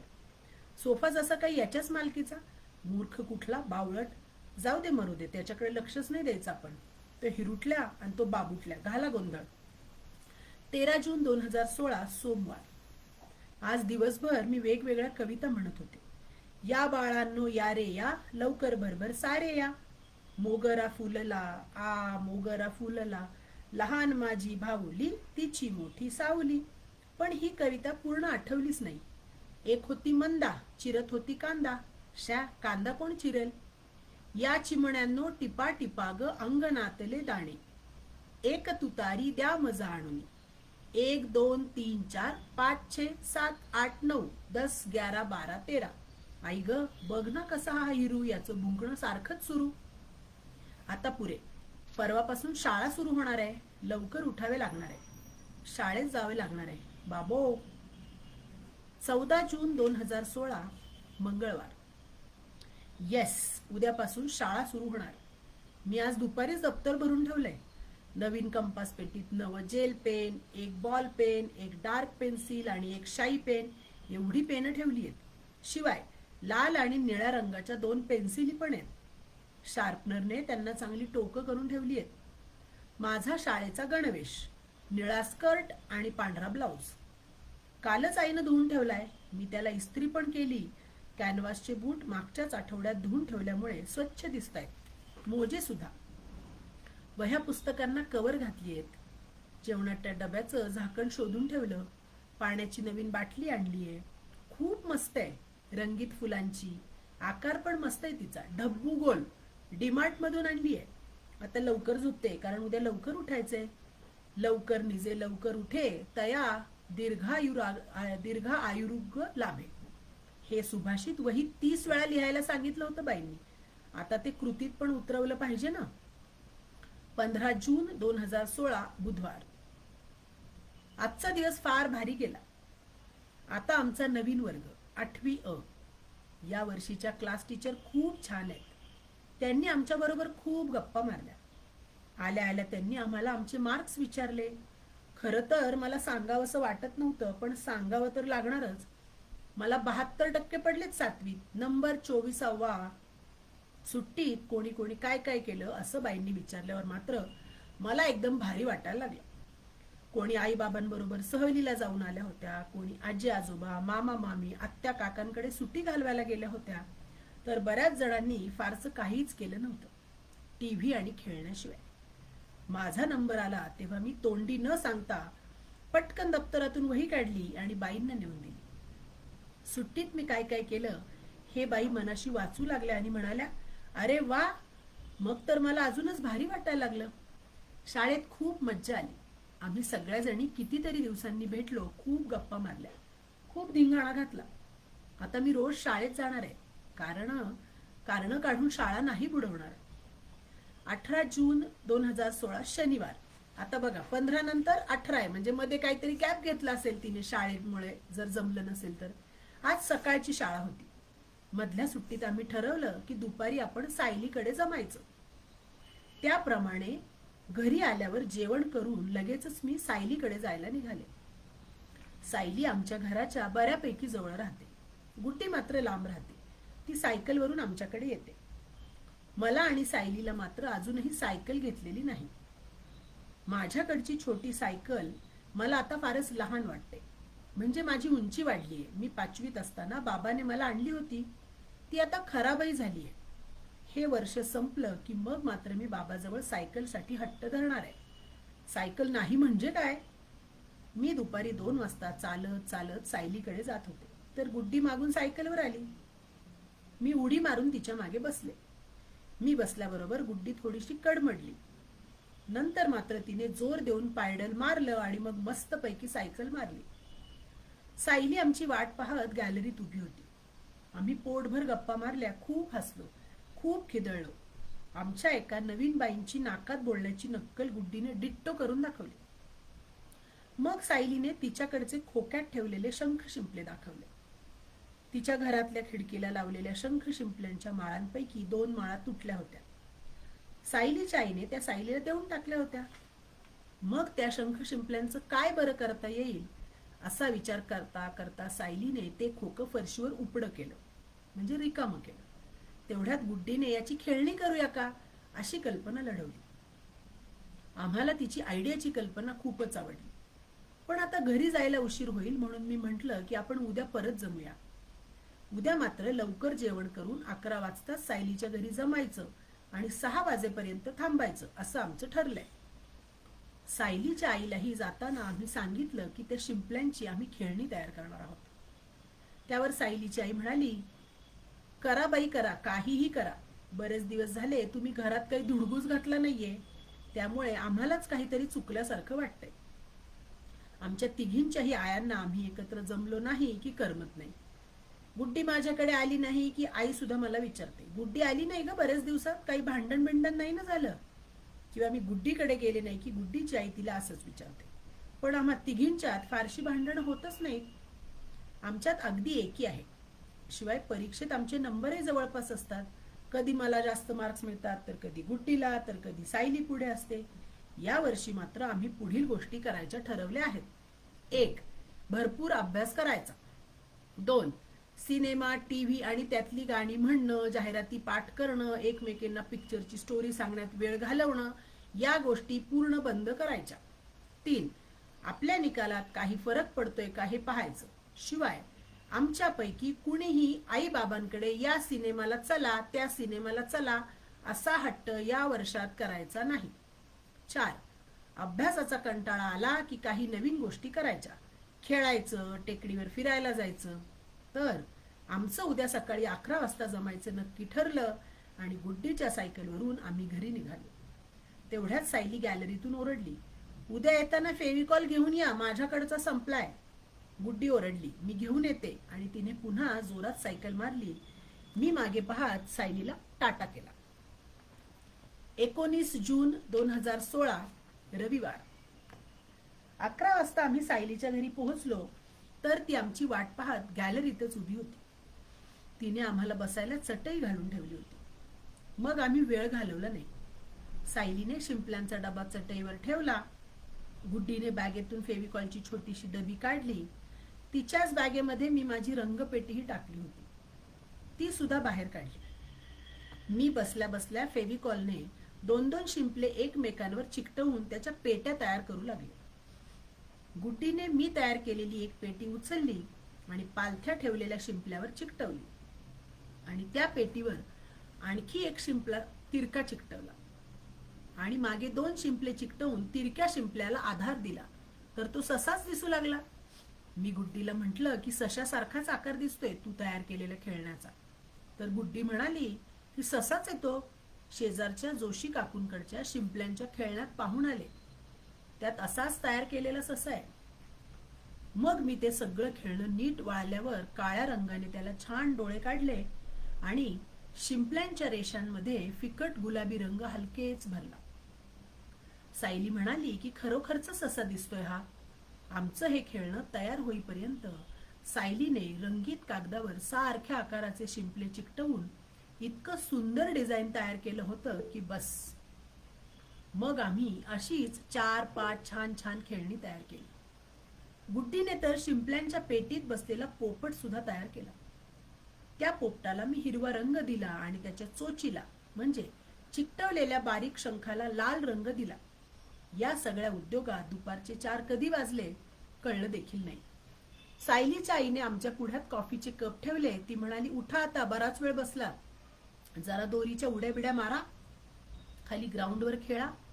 असं म्हणत तीही खाली बसली आणि आम्ही काय करतोय ते पाहू लागलो. सायलीच्या आईला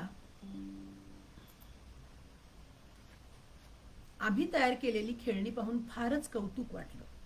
अहो बघा तरी मुलींनी किती सुंदर खेळणी केली आहेत ती, असं म्हणत ती सायलीच्या बाबांना बोलवायला गेली. सायलीची आई सायलीच्या बाबांना अहो अशी हाक मारते. सायलीच्या बाबांनी आम्हाला भरपूर शाबासकी दिली आणि ते सायलीच्या आईला म्हणाले, नुसतंच कौतुक काय करतेस, जा तो फ्रीज मध्ये ठेवलेला डबा आण. आणि तिच्या बाबांनी आमच्या प्रत्येकीच्या हातावर एक अख्खी कॅडबरी ठेवली. गुड्डी आणि मी जाम खुश झालो. म्हणूनच सायलीचे बाबा आम्हाला आवडतात. ते खूप मोठ्या मिशा ठेवतात आणि गडगडाट करून हसतात. नेव्हीत आहेत ना ते. प्रियंका पखाले, तुमचा हँड रेज आहे, तुम्हाला काही बोलायचंय? जर नसेल तर तुमचा हँड डाऊन करा किंवा मी बंद करते इथून. 20 जून 2016 सोमवार.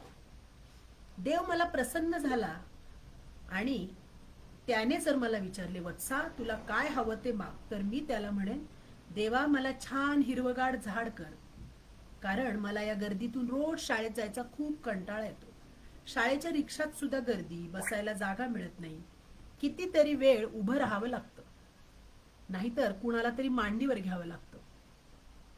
रिक्षावाले काका सारखे ओरडत होते. कधी कधी सायकल घेऊन शाळेला जावंसं वाटतं, पण परवा एका स्कूटरवाल्याने मला पाडल्यापासून आईने माझं सायकल चालवणं सुद्धा बंद करून टाकले. किती जोरात पडले मी त्या दिवशी. 4 दिवस लंगडत चालत होते. रस्त्यावरची इतकी गर्दी पाहून तर मला चक्कर आल्यासारखं होतं. शाळेत बसायचा माझा बाक देखील इतका छोटा आहे की मला सारखं खाली वाकून घ्यावं लागतं. शिवाय ते मोठं दप्तर.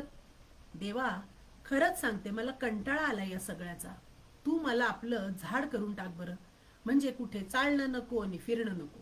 मस्तपैकी एका जागी शांत उभी राहीन, सर्वांना गार सावली देईन. माझ्या फांद्यांवर निरनिराळे पक्षी येऊन बसतील, पानापानात घरटी बांधतील. माझ्या सावलीत कितीतरी लोक येऊन बसतील, गुरवास्त्र येऊन बसतील. कधी मुलं खेळतील, मी मजेत त्यांचा खेळ पाहत आनंदाने डुलत राहील. मात्र कधी कधी माणसं कुऱ्हाडी घेऊन येतील, माझ्या फांद्या तोडतील. गरीब लोक माझ्या फांद्या जळणासाठी वापरतील किंवा लाकडाच्या फळ्या तयार करतील. मात्र मला पुन्हा नवीन फांद्या फुटतील, लोकांना माझा उपयोग होईल. पण मला त्यांनी मुळासकट तोडून टाकलं तर मात्र माझी धडगत नाही. म्हणून देवा आम्हाला झाड बनव, पण झाड बनवताना मलाही ध्रुव बाळासारखाच वर दे की इथून मला कुणीही हलवू शकणार नाही. असं झाड व्हायला मला खरंच आवडेल. ध्रुव बाळ माहित आहे ना तुम्हाला? आढळ पद मिळालं त्याला. झोपले का सगळे? माहित आहे? हो. 21 जून 2016 मंगळवार. आता रोजच्या लिहिण्यामुळे मला फार भारी भारी सुचायला लागले. शिवाय मोठेच्या मोठे पॅरेग्राफ लिहिता येत आहेत. सॉलिड मजा येते लिहायला. तो फिर क्या लिखने का भाई लिखने का. 22, 23, 24 जून 2016 आराम. 25 जून 2016 शनिवार. निसर्गातला एक छानसा रंगीबेरंगी पिसांचे पंख असलेला पक्षी व्हावं असं मला नेहमी वाटतं. किती मजा येईल नाही मी पक्षी झाले तर. झाडावर बसून मी झोके घेईन, गाणी गाईन, इवल्याशा चोचीने मला आवडणाऱ्या झाडावरचे गोड पेरू मिटक्या मारत खाईन, पानांच्या झुपक्यात इवलसं घरटं बांधेन. त्या झाडाखाली मुलं खेळायला आली तर मी मुद्दाम माझ्या पंखांची फडफड करेन. मग माझी रंगीत पिसं खाली पडतील, मुलं ती गोळा करतील आणि पुस्तकात जपून ठेवतील. मी गोड आवाजात शीळ घालत गाणी म्हणेन, या फांदीवरून त्या फांदीवर उड्या मारेन. मुलं एकमेकात माझ्याबद्दल बोलतील, म्हणतील तो पक्षी बघा किती सुंदर गातोय आणि त्याचे पंख सुद्धा किती रंगीत आहेत, त्याची पिसं पहा किती सुंदर आहेत. त्यांचं बोलणं ऐकल्यावर मी चोचीतल्या चोचीत खुदकन हसेन आणि गिरक्या घेत पुन्हा उडू लागेन. 26 जून 2016 रविवार. रविवार माझ्या आवडीचा. एक गाणं मला खूप आवडतं, सांगू कोणतं? रविवार माझ्या आवडीचा, रविवार माझ्या आवडीचा. ओहो काय मस्त लोळत पडता येतं. अगदी 8-9 वाजले तरी पांघरुणातून उठायचं नाही. आई हाका मारत असते पण हो ग उठते ग ऊ करत डोक्यापर्यंत पांघरून घ्यायचं. पहाटे पहाटे तर अगदी मस्त झोप लागते, शिवाय स्वप्नही पडतात. आणि 8-9 वाजेपर्यंत झोपलं तर एखादं चांगलं स्वप्न पडण्याची शक्यताही असते. उदाहरणार्थ परीक्षेत पहिला नंबर आला असं देखील स्वप्न पडू शकतं. पहाटेची स्वप्न खरी होतात म्हणे, त्यामुळे झोप फार महत्वाची. झोपू दे ग, आठवड्यातून एक तर दिवस मिळतो झोपायला. असं बाबा आईवर जरा खेक असला की ती देखील उठवण्याचा नाद सोडून देते. कधी खूपच चिडली की म्हणते पड लोळत, मला काय, जे झोपतं त्याचं नशीब झोपतं. मग मी आणि माझं नशीब छान छान स्वप्न बघत साखर झोपेत अगदी विरघळून जातो. आज पहाटे सुद्धा किती चांगलं स्वप्न पडलं होतं. मी पक्षी झाले तर, असा निबंध काल बाईंनी लिहून आणायला सांगितला होता आणि मी खरोखरच पंख लावून झाडावर बसले होते. आहा हा हा काय छान वाटत होतं म्हणून सांगू. गारगार हवा, पानांची सळसळ, अवतीभोवती फुलंच फुलं. पंख पसरून मी निळ्या आभाळात झेपच घेणार तेवढ्यात कोणीतरी माझे पंख जोरात ओढले. आई ग, मी जोरात ओरडले आणि एकदम माझ्या लक्षात आलं, अरे आपण तर पक्षी आहोत. मंजूळ आवाजात गायचं सोडून हा कुठला आवाज आला घशातून. पण नंतर माझं मलाच कळलं की हे आपण पक्ष्यांच्या भाषेतच बोलतोय. पक्षी त्यांच्या भाषेत आई ग म्हणत असतीलच की. माझं मलाच हे कळल्यामुळे मी एकदम खुश झाले. तेवढ्यात पुन्हा कोणीतरी माझे पंख ओढले. खरं तर मी फांदीवरून धपकन खालीच पडणार होते, पण कसं बसं स्वतःला सावरलं आणि पक्ष्यांच्या भाषेतच जोरात ओरडले, कोण आहे? तुझी आई, युअर मदर. तो खास ठेवणीतला आवाज ऐकल्यावर तर माझी खात्रीच पटली की माझी पक्षी आईच मला रागावते आहे. मी पण तिच्यावर रागावण्यासाठी डोळे वाटारले तर काय, समोर आई साहेब माझं मऊ मऊ पांघरून खसा खसा ओढत होत्या आणि माझे पंख म्हणून मी पांघरूनच धरून ठेवत होते. स्वप्न होतं होय ते. काय सुंदर स्वप्न होतं. स्वप्नात मी खरोखरच पक्षी झाले होते. फांदीवरून पडायची थोडी भीती वाटत होती खरी, पण पंख असल्यामुळे घाबरायचे कारण नव्हतं. पण आमच्या आई साहेबांनी काही संपूर्ण स्वप्नाचा लाभ आम्हाला घेऊ दिला नाही, नाहीतर तासाभरात मी अख्खं जग हिंडून आले असते. शिवाय वर्गातल्या सगळ्या मुली म्हणजे मी पक्षी झाले तर हा निबंध लिहिणाऱ्या माझ्या सगळ्या मैत्रिणी मला पंख पसरून आकाशात उडत उडत जाताना उडत उडत भेटल्या असत्या. जाऊ दे, असतं एकेकाचं नशीब. आमच्या नशिबात या रविवारी झोप नव्हती एवढं खरं. आई साहेब त्यांचा फिरायला जाण्याचा पंजाबी ड्रेस घालून आणि बूट घालून तयार झाल्या होत्या. बाबाही अगदी उत्साहात होता. आई म्हणाली, मुकाट्याने आज फिरायला यायचं आमच्या बरोबर. अगदी 8 वाजेपर्यंत अंथरुणात लोळायलाच पाहिजे असं काही नियम नाही. आवर पटपट. मी माझे पंख झटकले आणि करून मान उडवून चोच घासायला पेस्टवर ब्रश घेतली. आपलं दात घासायला ब्रशवर पेस्ट घेतली. छे, सुट्टीच्या दिवशी काय होतं कळतच नाही बाबा. चला, मी बुटाची लेस बांधता बांधता म्हटलं, तसं दोघांनीही काय शहाणपणा करतीये असं माझ्याकडे पाहिलं. एक तर आज अचानक प्रचंड थंडी पडली होती. हु हु हु हु, बाप रे, कशी काय पहाटे उठतात माणसं. स्वेटर, स्कार्फ, बूट, मोजे घालूनही मी कुडकुडत होते. हाताची घट्ट घडी घालून कुरकुर करत आई बाबांच्या थोडी मागे मागेच राहत होते. आईच्या अंगात तर फारच उत्साह शिरला होता. आज अगदी तरातरा चालत होती. इतर वेळी हिची पाठ नाहीतर मान हमखास दुखत असते. फिरायला जायचं म्हटलं की एकदम टुणटुणीत. खरं तर मी तिला विचारणार होते, आज पाठ नाही का ग दुखत तुझी? अगदी तोंडावर आलं होतं वाक्य, पण नाही म्हटलं. बाबा होता ना बरोबर, पाठीत बसला असता लाडू. जाऊ दे, छोट्याशा कारणावरून देखील दोघांना माझ्यावर चिडायला आवडतं. उगाच त्यांना चान्स नको द्यायला. मी मुकाट्याने भरभर चालू लागले. पण काही म्हणा, आई बाबांचं मात्र मला खरंच कौतुक वाटतं. इतक्या थंडीत देखील नियमित जातात फिरायला. आहेतच ते ग्रेट, हो. पण आई बाबा कुणाचे आहेत? टेकडी खूपच हिरवीगार होती. किती झाडी, किती पक्षी. कित्येक महिन्यांनी मी सूर्योदय बघत होते. फुटबॉल सारखा आकाराचा तो लाल केशरी चेंडू किती सुंदर दिसत होता. झाडांवर छान रंगीत रंगीत पक्षी होते, इटुकले चिटुकले. त्यांची किलबिल पाहून मलाही उत्साह आला. पक्षी किती लवकर उठतात नाही. टेकडीवर फिरायला किती लोक आले होते, अगदी लहान मुलांपासून आजी आजोबांपर्यंत. इतक्या पहाटे उठतात तरी कसे हे लोक? थंडी तर होतीच आणि वातावरण पावसाळी देखील होतं. रंगीत स्वेटर, कानटोप्या, मफलर घातलेली माणसं हिरव्यागार टेकडीवर अगदी मजेदार दिसत होती. क्षणभर मला वाटलं देखील की आपण रोज फिरायला यायला हवं. पण मी पटकन तो विचार काढून टाकला. नको, रोज यायचं म्हणजे माझ्या आवडत्या झोपेचं खोबरं व्हायचं. माझा आवडता छंद निबंध बाईंनी लिहायला सांगितला असता तर मी झोप हा माझा अतिशय आवडता छंद आहे असं लिहिलं असतं. राणी सरकार, चला पाय उचला, आईसाहेब ओरडल्या तशी मी पुन्हा भरभर चालू लागले. एका झाडाखाली मुलामुलींचा एक ग्रुप उभा होता. प्रत्येकाच्या पाठीवर सॅक होती. कुणी पाणी पित होतं, कुणी डोळ्यांना दुर्बीण लावून काही बघत होतं, कुणाच्या गळ्यात कॅमेरा लटकवलेला होता. तेवढ्यात त्यातल्या एका मुलीने मला हात केला. म्हणून तिकडे वळले तर ती मानसी होती, आमच्याच शाळेतली. मी तिच्याशी बोलायला थांबले तर बाबा म्हणाला की तू इथेच थांब, आम्ही एक चक्कर मारून तुला घ्यायला येतो. बाबाने माझा उत्साह ओळखला होता. मानसीने सांगितलं की त्यांच्या कॉलनीतल्या मुलामुलींचा ग्रुप आहे. त्यांच्या बापट आजोबांनी बनवलाय तो. त्याला निसर्ग असं नावही दिलंय. भारी, काय काय करता तुम्ही ग्रुपमध्ये असं मी तिला विचारलं तर म्हणाली की दर रविवारी आम्ही कुठेतरी फिरायला जातो. सगळे मिळून आदल्या दिवशी कुठे जायचं ते ठरवतो. ठिकाण लांब असेल तर सायकलवरनं जातो किंवा बसने देखील जातो. मागच्या रविवारी तर ते सगळे बसने पहाटे 6ला सिंहगडाच्या पायथ्याशी गेले होते आणि मग पायथ्यापासून सिंहगड चढले. मानसीच्या बोलण्यातला उत्साह पाहून मला खूप नवल वाटलं.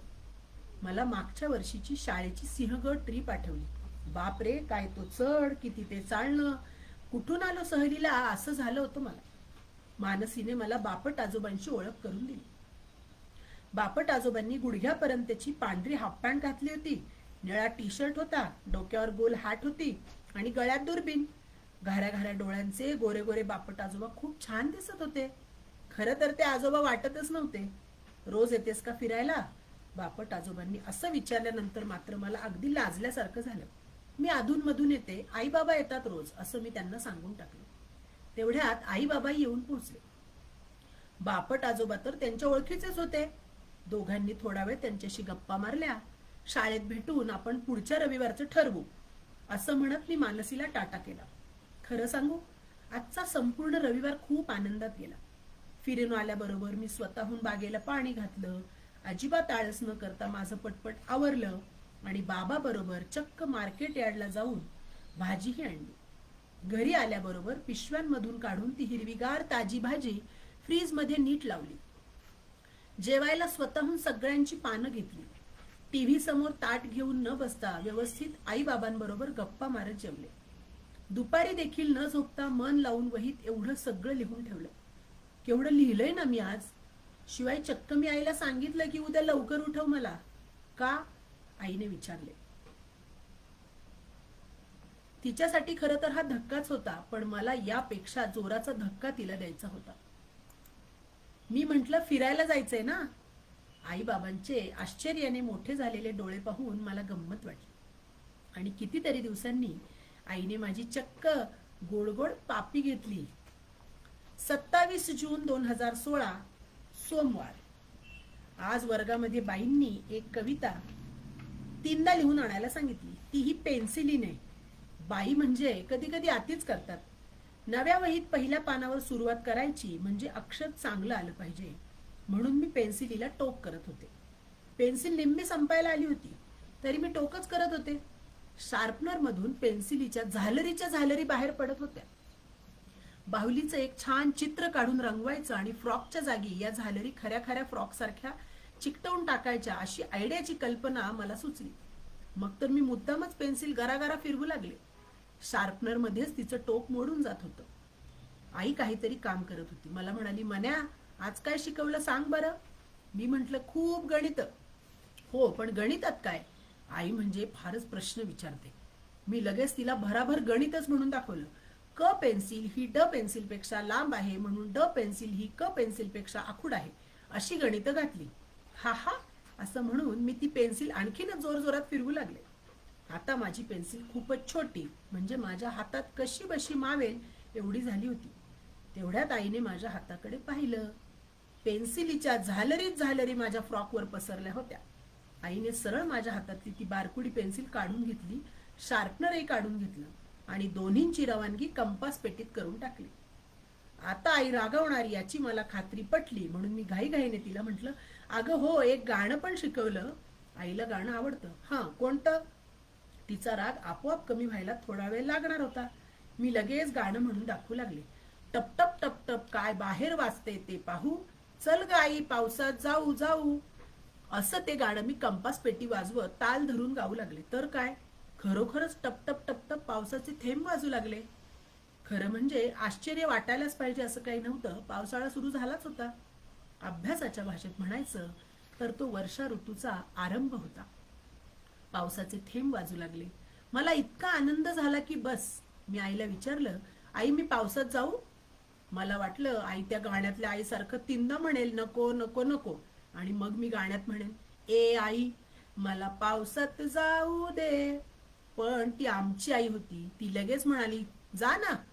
ही आई नाही कधी म्हणतच नाही. पण मी सुद्धा आमच्या आई बाबांचीच मुलगी बाई. मी तिचं पटकन ऐकलं आणि खेळायला खाली पळाले. तर काय, माझ्या आधीच पूजा, सेजल, आदित्य सगळेच खेळायला आले होते. ते सगळे सेजलसाठी हे गाणं म्हणत होते. ये रे पावसा तुला देतो पैसा. तेवढ्यात मला ती कविता आठवली. मग मी म्हणायचं आणि माझ्या मागे सगळे. आम्ही पावसात नाच सुरू केला.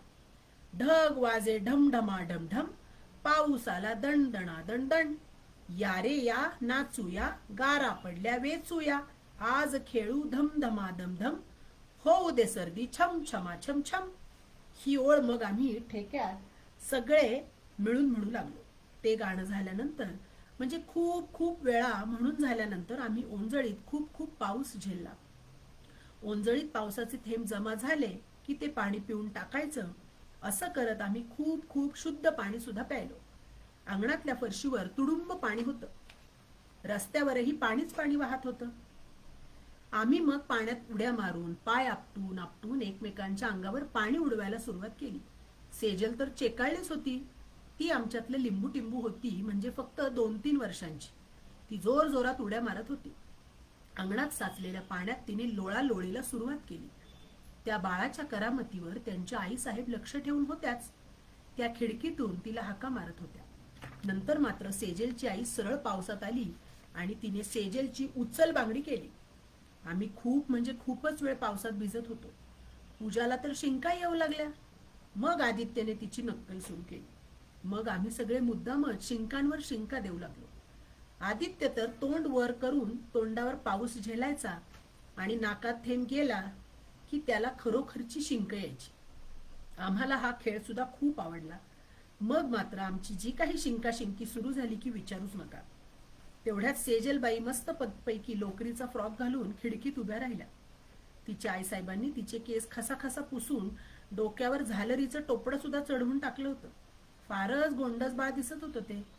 ते बाळ खिडकीतून हात बाहेर काढून पाऊस झेलण्याचा प्रयत्न करत होतं. आम्ही सेजलला टुकटुक माकड केल्यावर तिने जोरात भोंगा पसरला. मग तर सेजलबाईंची खिडकीतूनही उचल बांगडी झाली. आदित्यने मग पावसाळी क्रिकेट खेळायची टूम काढली. आम्ही हो म्हणून मोठा सूर काढताच आदित्य झूम करून घराकडे धावत सुटला आणि लगेचच मिस्टर इंडिया सारखा आमच्या समोर हजर झाला. त्यावेळी त्याच्या हातात क्रिकेटची बॅट होती आणि डोक्यावर टोपी. मग आमचं क्रिकेट सुरू झालं. पावसातल्या क्रिकेटने एकदम धमाल आली. चेंडू फेकतानाही पाणी उडायचं आणि बॅटने चेंडू फटकावतानाही खूप पाणी उडायचं. पाण्यात चेंडू शोधताना तर खूप मजा आली. नंतर तर पाऊस खूपच वाढला. आईने गॅलरीत येऊन हाका मारायचा सपाटा लावला होता. तिच्या 2-3 हाका ऐकूनही आम्ही कुणीच ओ दिली नाही. तेव्हा ती ओरडली, ओ सचिन तेंडुलकर, खेळ थांबवा आता, चला वर या. मग मात्र आम्ही खेळ थांबवला. पूजा म्हणाली, मी पण घरी जाते. मग मला आणखी एक आयडियाची कल्पना सुचली. मी आईला ओरडून सांगितलं की मी पूजाला तिच्या घरी सोडून येते, छत्री खाली टाक. इतकं भिजल्यावर छत्री कशाला? असं न म्हणता आईने वरून खरोखरच माझी नवीन रंगीबेरंगी मजेदार त्रिकोणी छत्री टाकली. ती तिने वरूनच उघडून टाकल्यामुळे पॅराशूट सारखी तरंगत खाली आली. मग आम्ही मैत्रिणी त्या मजेदार छत्रीतून पावसात भिजत पूजाच्या घरी निघालो. आम्हाला थंडी वाजायला लागली. पूजाला मी अर्ध्या रस्त्यातच सोडून दिलं तशी ती पळत पळत घरी गेली. मी छत्री घेऊन मुद्दाम हळूहळू घरी आले. जिन्यात आल्यावर मला छत्री बंदच करता येईना. मग मी तशीच वर घेऊन आले.